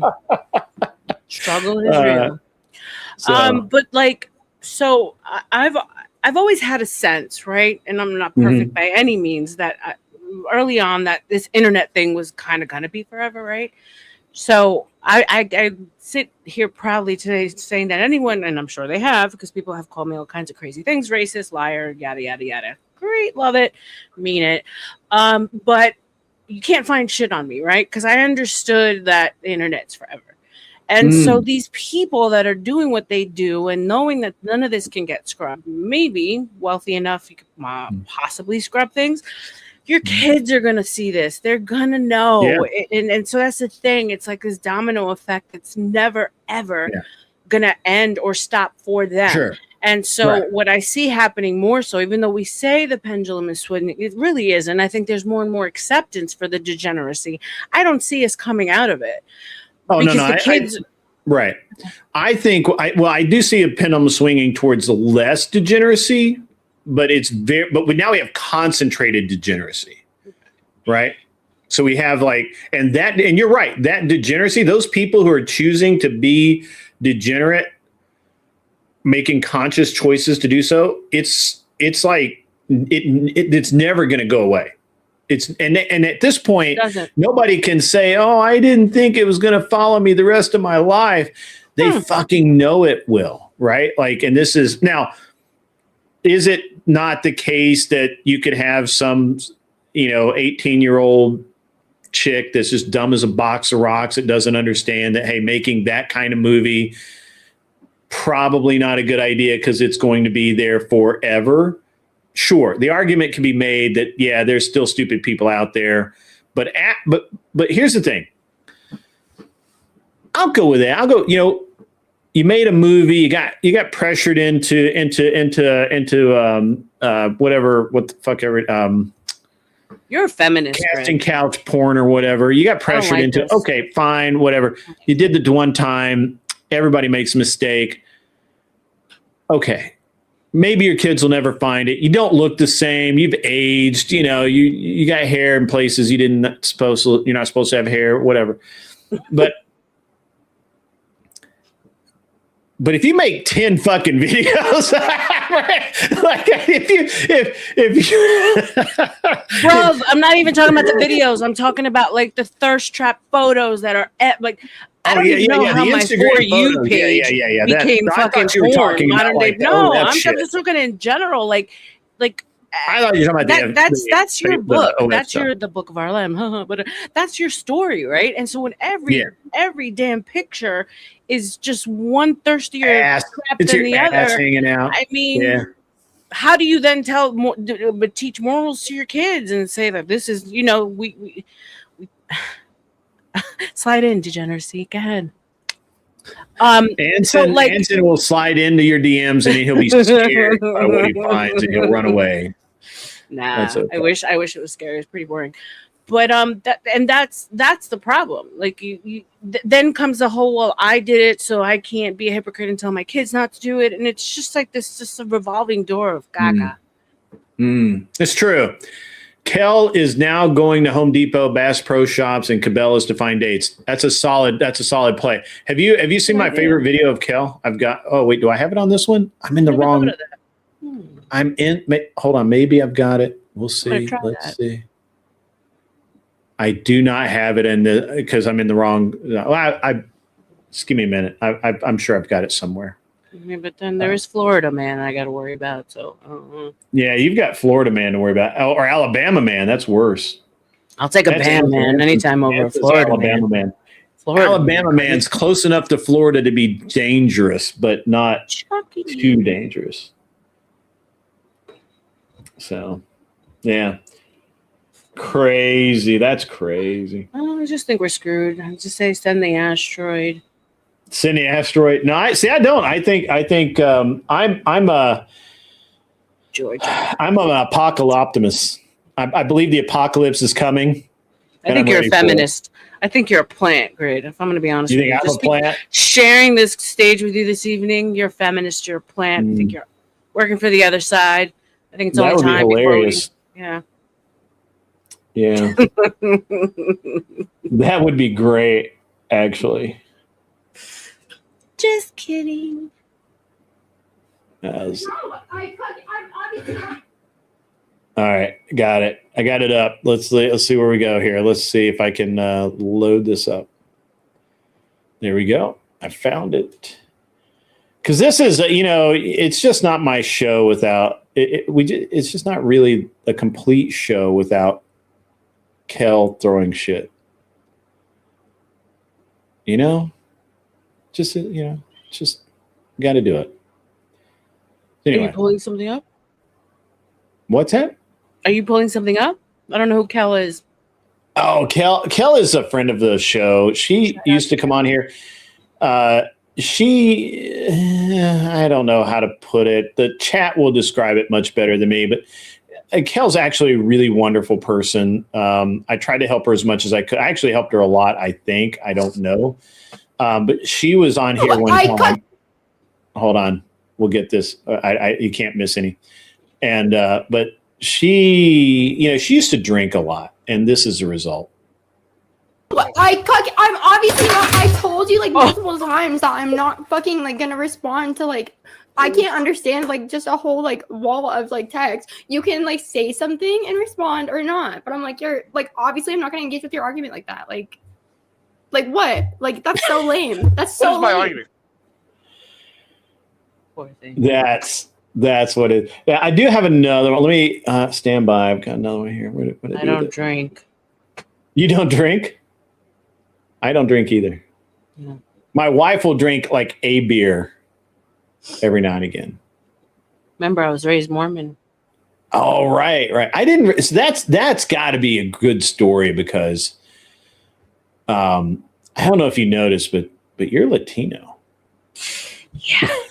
Supposedly, you're the bad guy in the Book of Mormon. Yeah. Yeah, you can't get anything past me. I forgot to do the public service announcement. Hold on, we got to do the public service announcement. Everyone does it. Now you can do it too. Shut the fuck up. Shut your mouth. Shut up. Shut the hole in your face. Like that. You can do it. Shut up. And shut the fuck up. Yeah. Things you wish you could say. What's that? Things you wish you could say, or rather, what I Grid play that all says. the time. I'm like, hey, at some point somebody's going to get upset in the show, and you're gonna feel the need to spurg out and say some stupid shit and all that, and when they do, just remember, shut the fuck up. You can do it too. I like the one of you of I don't care. I really just don't care. I didn't do that.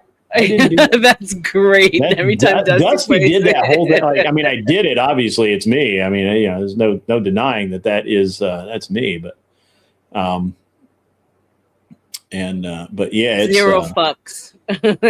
Great as zero. Yeah, fucks. I ran out in 1989, and I've just never refilled. So, yeah. It's tough. It's tough not giving a fuck, because everybody else does, and they look at you weird when you're just not into it. You're just like, yeah, I don't care. I got persecuted, because for those of you who don't know me, I kind of came into YouTube in the black YouTube space, just because it's I started with Gospel of Bob, and that's kind of just where I ended up, whatever. Okay. And I would say things like, I've never dated a black man. I prefer white men. White dicks matter. That's my whole movement. WDM, shout out for those of you who know. And it was automatically, I'm a racist. I'm there just for the grift of it all. And it was not easy for me in the beginning to take all the criticism I got just for being honest. That's what I forgot to do. I forgot to grift. Send me some money. Well, send me some money Please. too. God damn it. Send some money. That's the grift. Send me money. But I've learned, and this space has allowed my skin to get thicker, or has helped my skin get thicker, where it's like zero fucks. It's quite freeing. So what do you? I mean, so many questions about the Mormon thing. So many. No, I mean, I really don't know that much about. I mean, I've had a bunch of Mormons that have worked for me, and they've just been the most amazing employees ever. Well, you think about it, they go on a mission, right? They're trained to push against no. Rejection is a part of their life. That's why they tend to be more successful. They were always. All right, so the. I mean, I was hiring like high school kids. I used to run movie theaters when I was in college, right? And so I would hire in. I hired in just kids, and if I hired one in, I would hire a bunch of kids from their friend group, because then they would cover for each other. I never had to worry about filling shifts or any of that shit. They would work it out themselves, and all that. And I hired these 2 Mormon kids, and they were like, "Hey, money, got to learn to grift like this. That's awesome." I like how it's got like right below that, you see my girly behavior result in revocation right underneath Def Not. That's hilarious. Money, I got to learn to grift like this. Haha. Yes, please send money. That's how this works. See, the way this works is this show runs off of my wallet. I absolutely understand if you cannot send any money in because, hey, things happen that way. But if you can, don't feel like you have to, but if you can, throw a few bucks this way. That way, it's a little something for the effort, But I hired these Mormon kids in, and they were the hardest working. They were always showed up. Their uniforms were neat. They were very polite to the customers. They were polite to everybody. And which I honestly thought, I actually hesitated to hire them because I thought that they were going to like wear their religion on their sleeve and be constantly, hey, let me tell you about but they were absolutely like, nope. If you asked, they would talk about it, but otherwise they didn't, and they were really great employees. The best thing ever though, RLM, was I got to know these kids, and they were referred by this guy who had moved from Utah to Nashville, and who had become the city manager of the theater chain that I was working for. And I was a manager, and actually I was a different kind of manager, but it doesn't matter. And so these guys had been referred by this guy, and I got to know them, and they were really pretty. They were really pretty cool. I'm going to let RLM read this one. Shout out to Dr. Degeneracy. $10. I'm with RLM. Grit is a DL feminist. That's right. Prove me wrong. Yeah. I got the my only eye time, on you, no, not going to do it. It's too easy. It's too easy. It's a good setup, though. I like it. It's a good setup. So anyway, I hire these 2, and I get to know these 2 kids, and we don't hang out, but we're friendly enough that I needed a ride once to go pick up my car from being serviced or whatever I was doing. And one of the kids had just gotten his driver's license. Is like beanpole of a kid. His name was John. He was kind of short, skinny, scrawny guy, muscular. He wasn't weak at all. Like, he was super strong, but he was just, he was skinny, scrawny. And his girlfriend and this other, and I cannot remember the other guy's name, but it was 3 Mormon kids and me, and they were taking me to my car, and we were going down Bell Road, which in Nashville is, at the time, people used to speed there all the time, where we were. Because there's nothing, it was rural, and there's not really anything out there, and it just kind of connects one busy part of town to another. And so he had his driver's license for all of like a week. And he is speeding, guaranteed 100%. We get pulled over, and this sheriff's deputy comes strolling up. At that time, a stereotypical Tennessee sheriff's deputy, probably a good 60 pounds overweight, had the green uniform on with the Sam Brown belt and the Smokey the Bear hat and the whole sheriff rig, right? They didn't wear body armor back then. It's a different breed now. But he comes over and he looks down at John and he says, "Boy, I've been waiting on you all day." And John looks up at him and just if he was joking, it was the most deadpan delivery I've ever seen. Just 100% deadpan says, "I got here as quick as I could, officer." Oh, shit. That was quick. That's good. And there was a moment of silence, and then everybody laughed except John. John's like, "What did I say?" Like, "What did I say?" And it was just, and the deputy was just like, I can't even. And he just, that was great. He took his driver's license, saw that it was like 4 days old, and he's like, "Son, slow down and just let us go." Yeah, but you got a picture of this car. This was like a I forget what they call it. It's like a Le Mans convertible or something, a big Pontiac thing.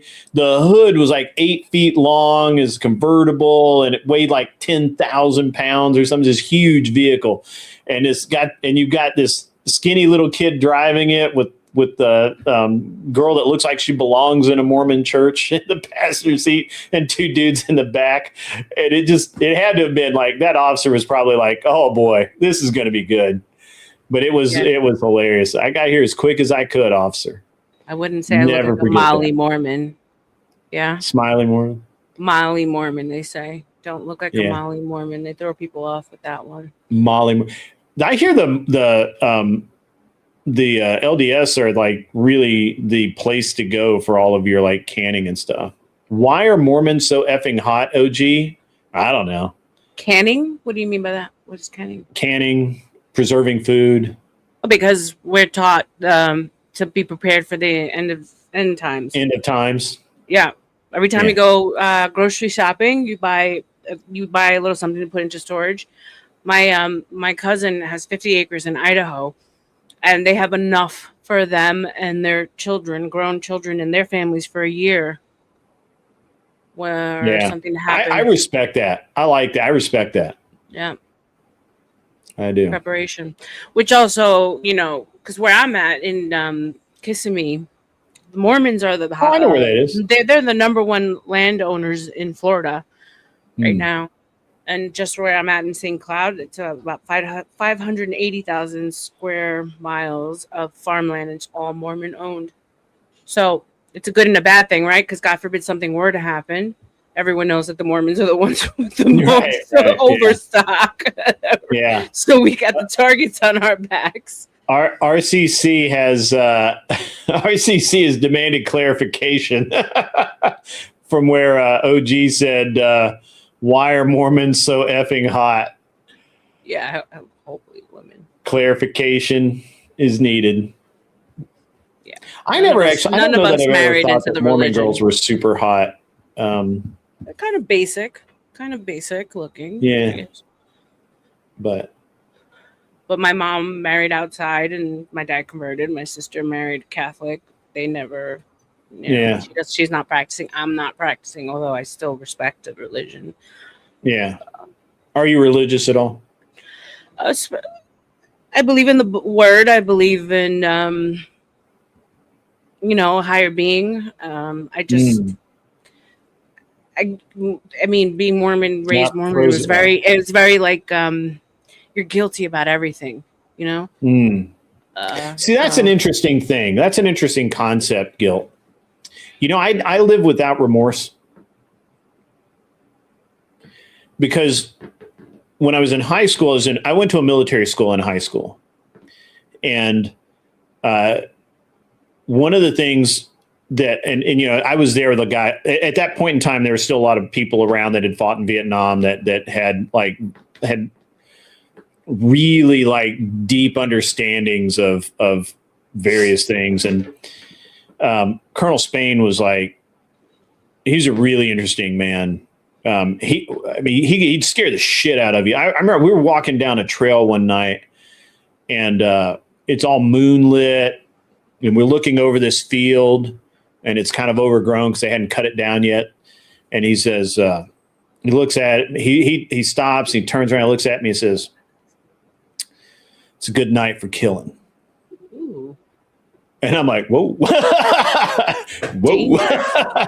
And I knew it wasn't me because we were cool, but I didn't know if I needed to go, if we were about to take out the next town or something, like we were going to have, we were something was going to go down.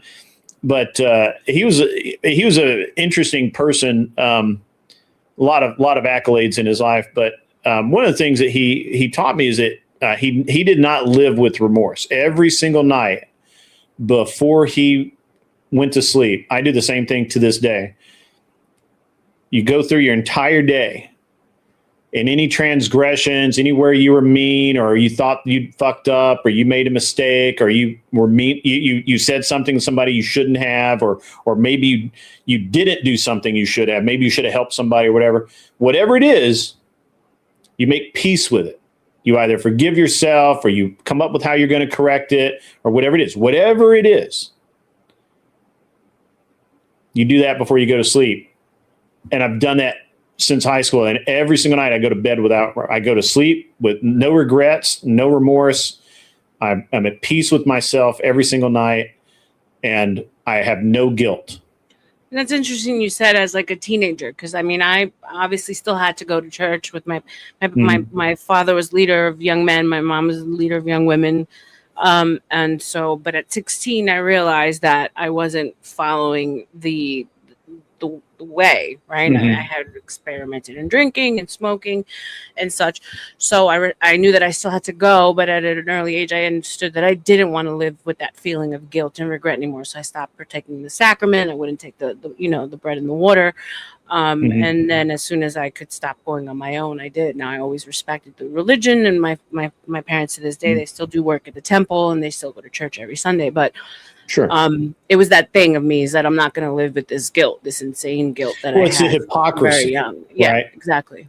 It's interesting you say that, because like my son's in Scouts, and he'll when they open every meeting, they open it with the Pledge of Allegiance and the Scout oath and law. I am not a Scout. I never was. So I don't say that. I will say the Pledge of Allegiance. But when they say time for the oath and law, I shut up. I don't say anything, because it's hypocrisy to me for me to do that, because I'm not that. It's not part of it. So I'm really shocked constantly by how many people live with hypocrisy, whether it's intended or not, right? Whether it's, I'm just saying this so I fit in, or I'm just saying this because it's expected. Everybody else here is saying this. And if I don't say it, I'm going to be weird or whatever.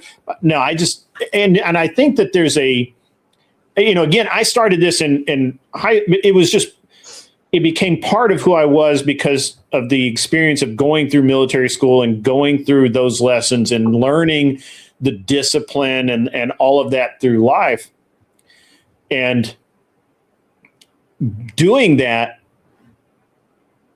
and having it pounded in my head that to swear to something you're not going to do, or that you don't believe in, is hypocrisy. It is wrong to do that, and it's wrong.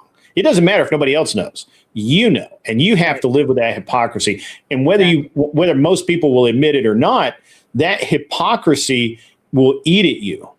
Yep. And you will have problems in life because of it. You will not be as good a person as you can be. And I don't indulge in as few hypocrisies as I possibly can be. Right. So I will not say the Scout oath and law, because I'm not a Scout. Right. I didn't go through it. I didn't, it's not part of who I am. And so that's the way it is. Amen to that. And to what degeneracy or Hanson, now that we're knowing each other a little more intimately, since you already hit me up in the DMs. Just kidding. But like him saying we're all hypocritical, and of course, but we're I guess what Grit and I are trying to say is that right? we try your best not to stand in your truth, to do what you mean, what you say, and say what you mean. As a woman, that's way harder because you do get like ousted. You're not a part of the the girl tribe when you go against the grain, so it is difficult. I was having a conversation in Discord with OG, and I was like, I've been roaming this earth alone, quote unquote, meaning like not a whole bunch of friends, counting less than one hand type thing. And as it's quite freeing the older you get. When you're younger, it's like all about your group of people, right? It kind of defines who you are for a lot of us. But I've noticed that the more silence I have and the more alone I am, the more true to myself I can be and not really care what anyone has to say. That's true, but but if you want to take like a more balanced or Zen approach to it, it would be more honest with yourself to say that in a crowd you are going to do the right thing. Right. If everyone else is doing it, you are going to do the thing that you need to do. It's more balanced. But in a crowd, there's more noise, right? Which makes but it it's harder. more balanced for you to say that. Yeah. Like quick story. In the beginning, coming on, of course, everyone was telling me, "Don't be friends with this one. Don't engage with the Panelverse. Don't engage with these people. Don't engage with Imperius." So I learned that one the hard way. Yeah, that part's accurate.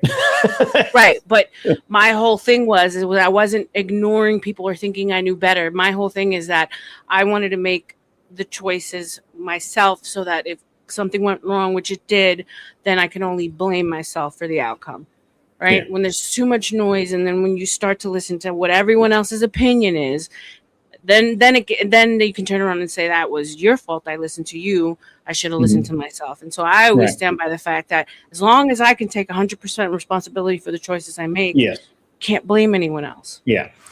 Well, that's another thing that helps me sleep at night as well. Is I take whatever I did it. Right. Facts.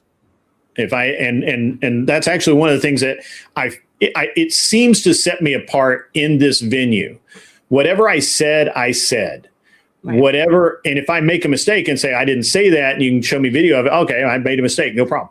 I will own all of it, right? Like I don't have any problem admitting I'm wrong. I'm not a perfect human. I've never ascended, and I will never be a perfect human. Right. But it tends to set me. It seems to set me aside because I will nut straight up and go to Andrew and say, "Hey, I don't have a problem with Dusty. He's my friend, and I know you don't like it. I want us to be cool, right?" And Andrew's like, "Yeah, that's cool. I don't like it, but I'm not going to tell you who you can be friends with or where you can go." Exactly. Right. And that's the problem I have with other people in this space. They're not genuine people. They're not real people, my opinion. That's just my opinion. Right. And again, for me, I have to, every single night, I have to go to bed with zero regrets. If I have an argument with my wife in the morning, it will literally be, I don't care, all day. It will be in the back of my head all day, and I will settle it before I go to bed. My wife and I have never gone to sleep angry at each other or with an unresolved argument. In 20 years, I will stay up till 4:00 in the morning until we are back in sync. Because I honestly believe if you go to sleep, this is what I think. I think when you go to sleep with regret, with doubt, with anger, it does things to your brain. It does things. You stew on it, and the next day, you think you've buried it, but it's still there, And 2 or 3 weeks from now, it's going to come back to the top, and it's going to be worse. And so I don't allow that in my life. I just can't. There's no way. And maybe that's what we need more of. Maybe we need less red pill looks maxing and wallet maxing shit, and more being a true human, being real, being living without regret, living without feeling the need to lie or deceive people about who and what you are. Maybe that's what we actually need. Being real is fake. And also ego, right? Being able to say, my fucking bad. I messed up. I do that all the time. I'm sorry. I'm sorry, full stop. Right? Yeah. Not I'm sorry, but my bad. Yeah.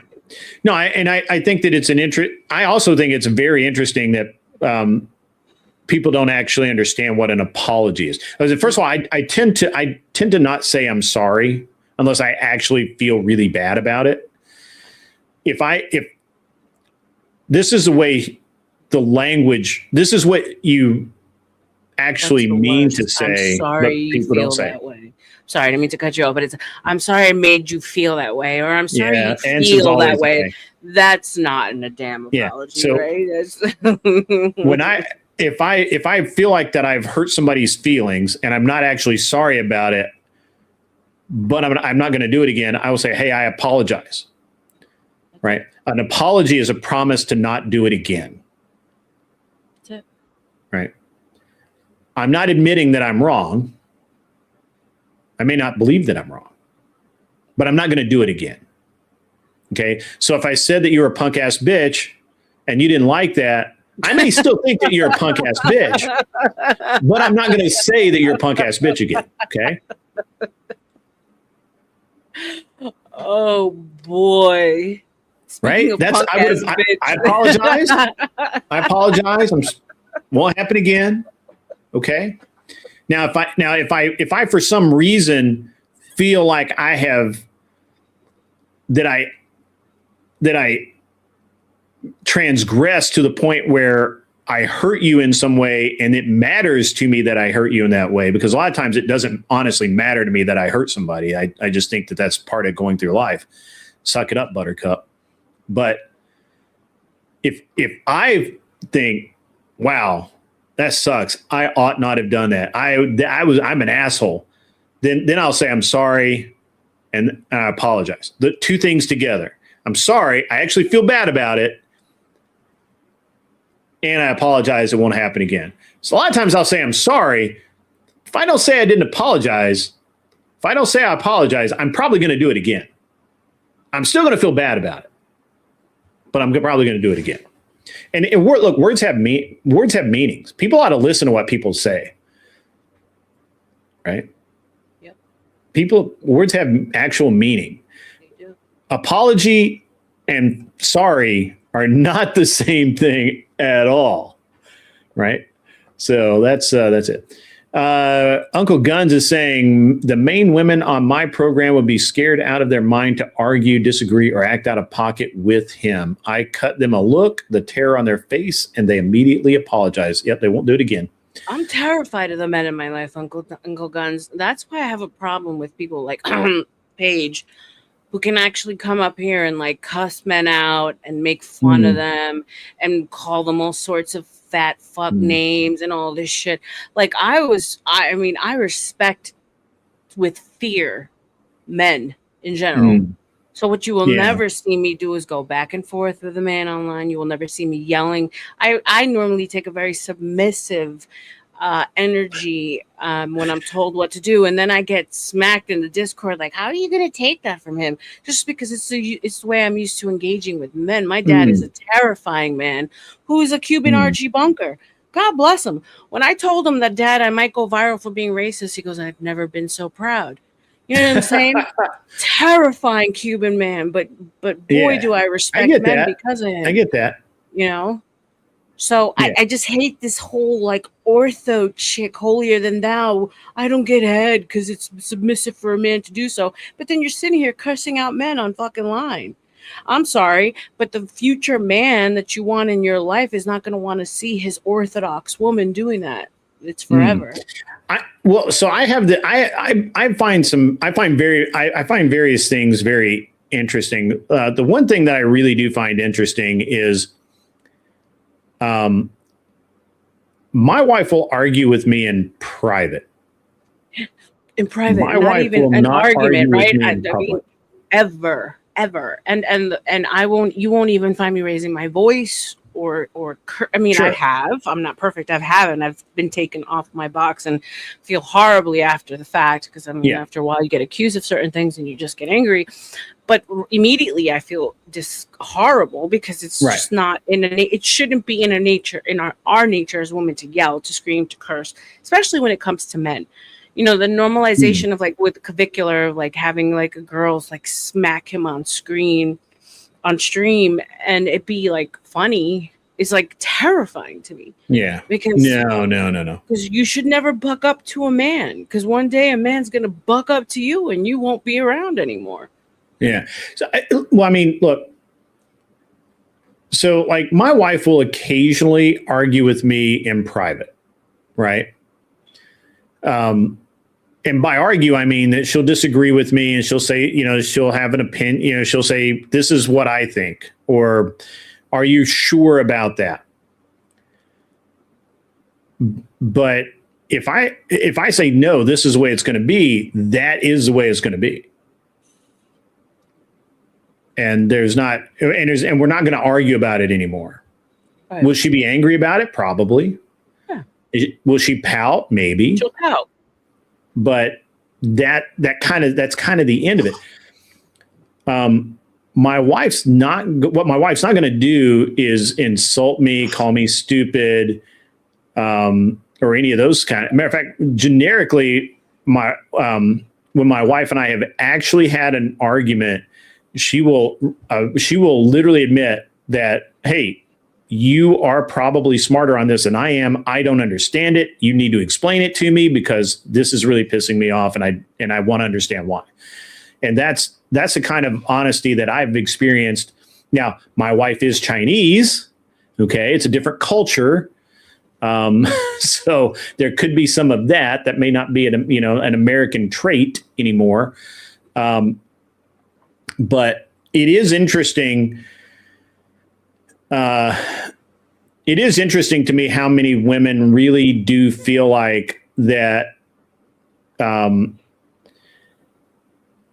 they can say anything without recourse. And I'm not talking about Jess is, by the way, Jess is a very small blonde lady, but she works out a lot. She's very strong. Says that bitches be crazy. Getting in their face and screaming or hitting a man can break your face. That's right. And that's really, my wife is only half a generation removed from honor culture. Right. So, and here's the thing, you even said it yourself. Oh, Latinas are crazy. I see them go off in Walmart. Honey, they'll cut you, man. I know we're known for that, but our men are even crazier. So Latino cut you, bro. That chick will cut you. Well, no, she might poison you. She might do brujeria. That's that, but she won't cut you. I don't know, man. All the ones I know have a knife. No. Well, those might be Mexicans, honey. We're not the same. They are Mexicans. Colombian. Oh, yeah. Colombians. El Salvadoran. Latina. I look, hey man, I don't habla, baby. I don't habla. Latina, great. Latina. Latino's a dude. Yeah. No, anyway. My mom's a feisty Puerto New Rican, but my dad's a hardcore Cuban, bro. But the thing is I get along with those. So this is actually what I don't get. I don't understand this because I I just read your message. I'm sorry. I don't know when you sent that, but Just now. okay. now. Yeah, I ended 11 anyway. So we're Okay, going to wind down here in a You second. got a good amount of time for me. I got 4 hours work of dental work yesterday here, and Yikes. That is, why would you do that? That sounds terrible. well, it was a bridge that needed to be removed, a root canal that needed to be done, and then a bridge needed to be replaced. Yeah. An island Mexican. That's I'm funny. an island Mexican. That's like a I was Indian. born in Long Island. That means Yeah. so maybe there's that, but Yeah, that's anger right there. That's bad anger management.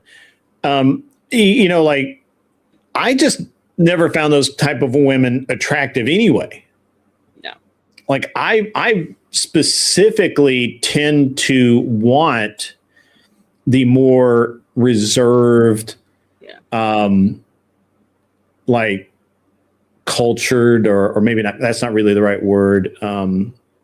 Just the more feminine women, like, and this is something I don't get.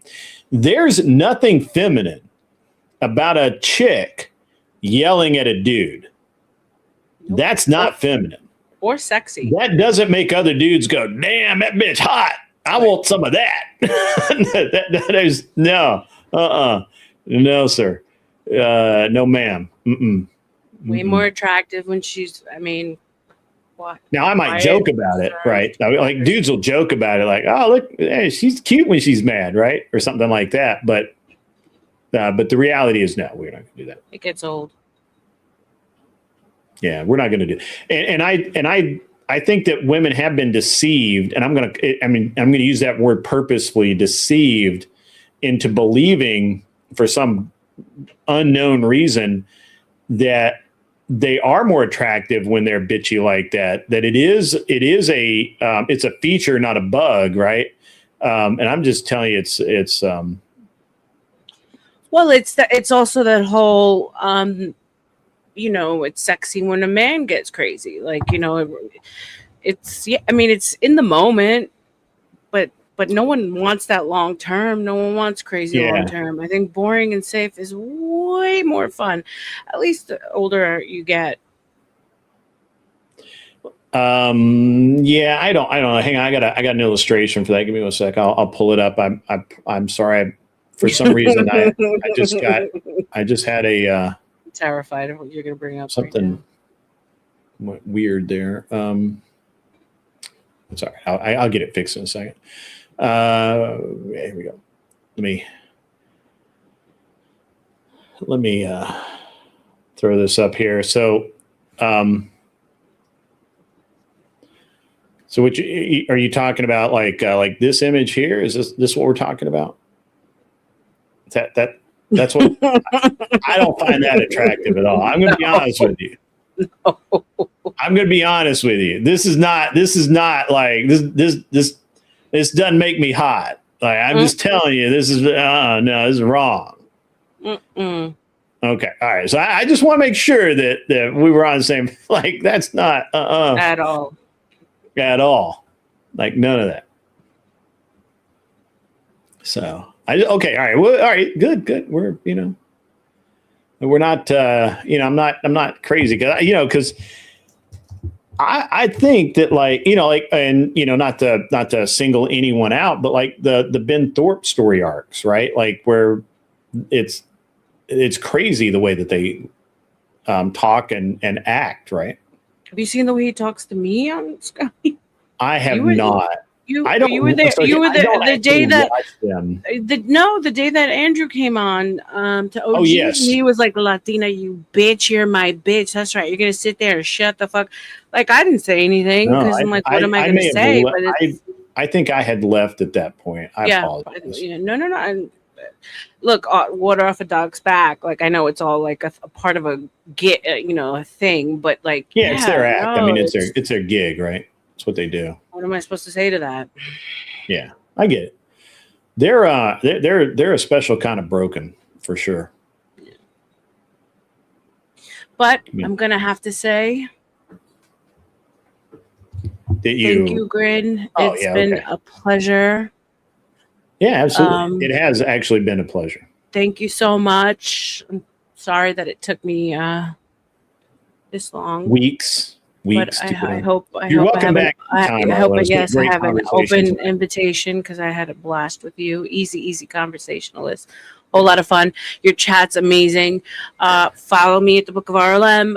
I do vampire streams, guys, late night, usually midnight to early morning. So if you don't catch me, I have people that go to bed with me and wake up with me. Let them bump, so if you don't catch me at night, you'll catch me early in the morning for the most part. And I talk about conspiracies, religion, things like that. Not really a drama channel.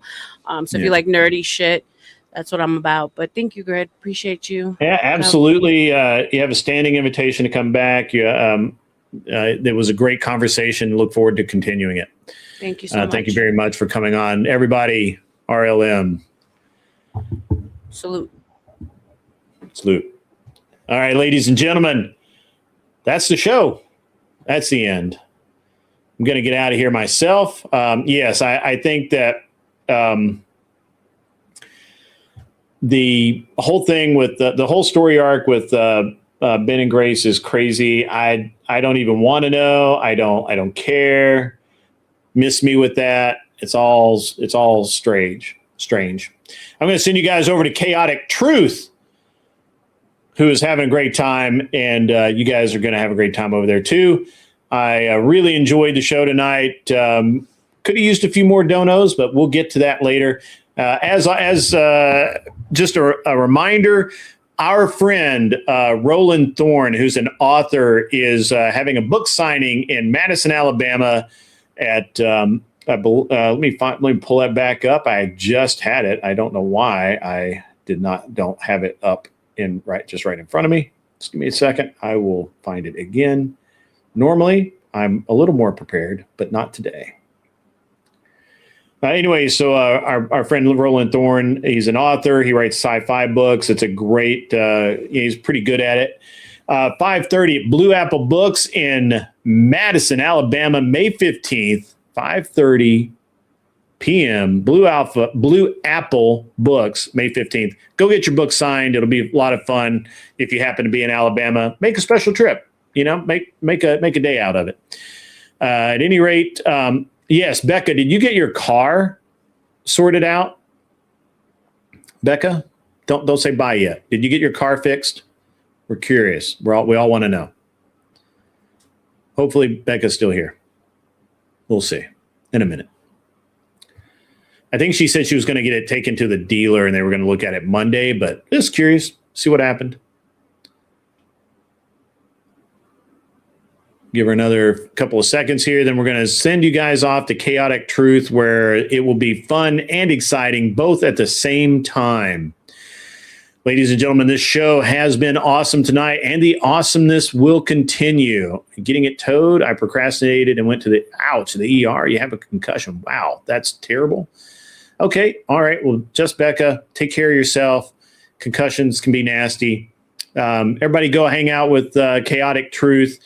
And I will catch all of you on Monday, probably Monday evening. I think Monday afternoon I'm flying, but we'll see. In the meantime, be cool, wear the glasses if you need them, and get the hell out of here. See ya.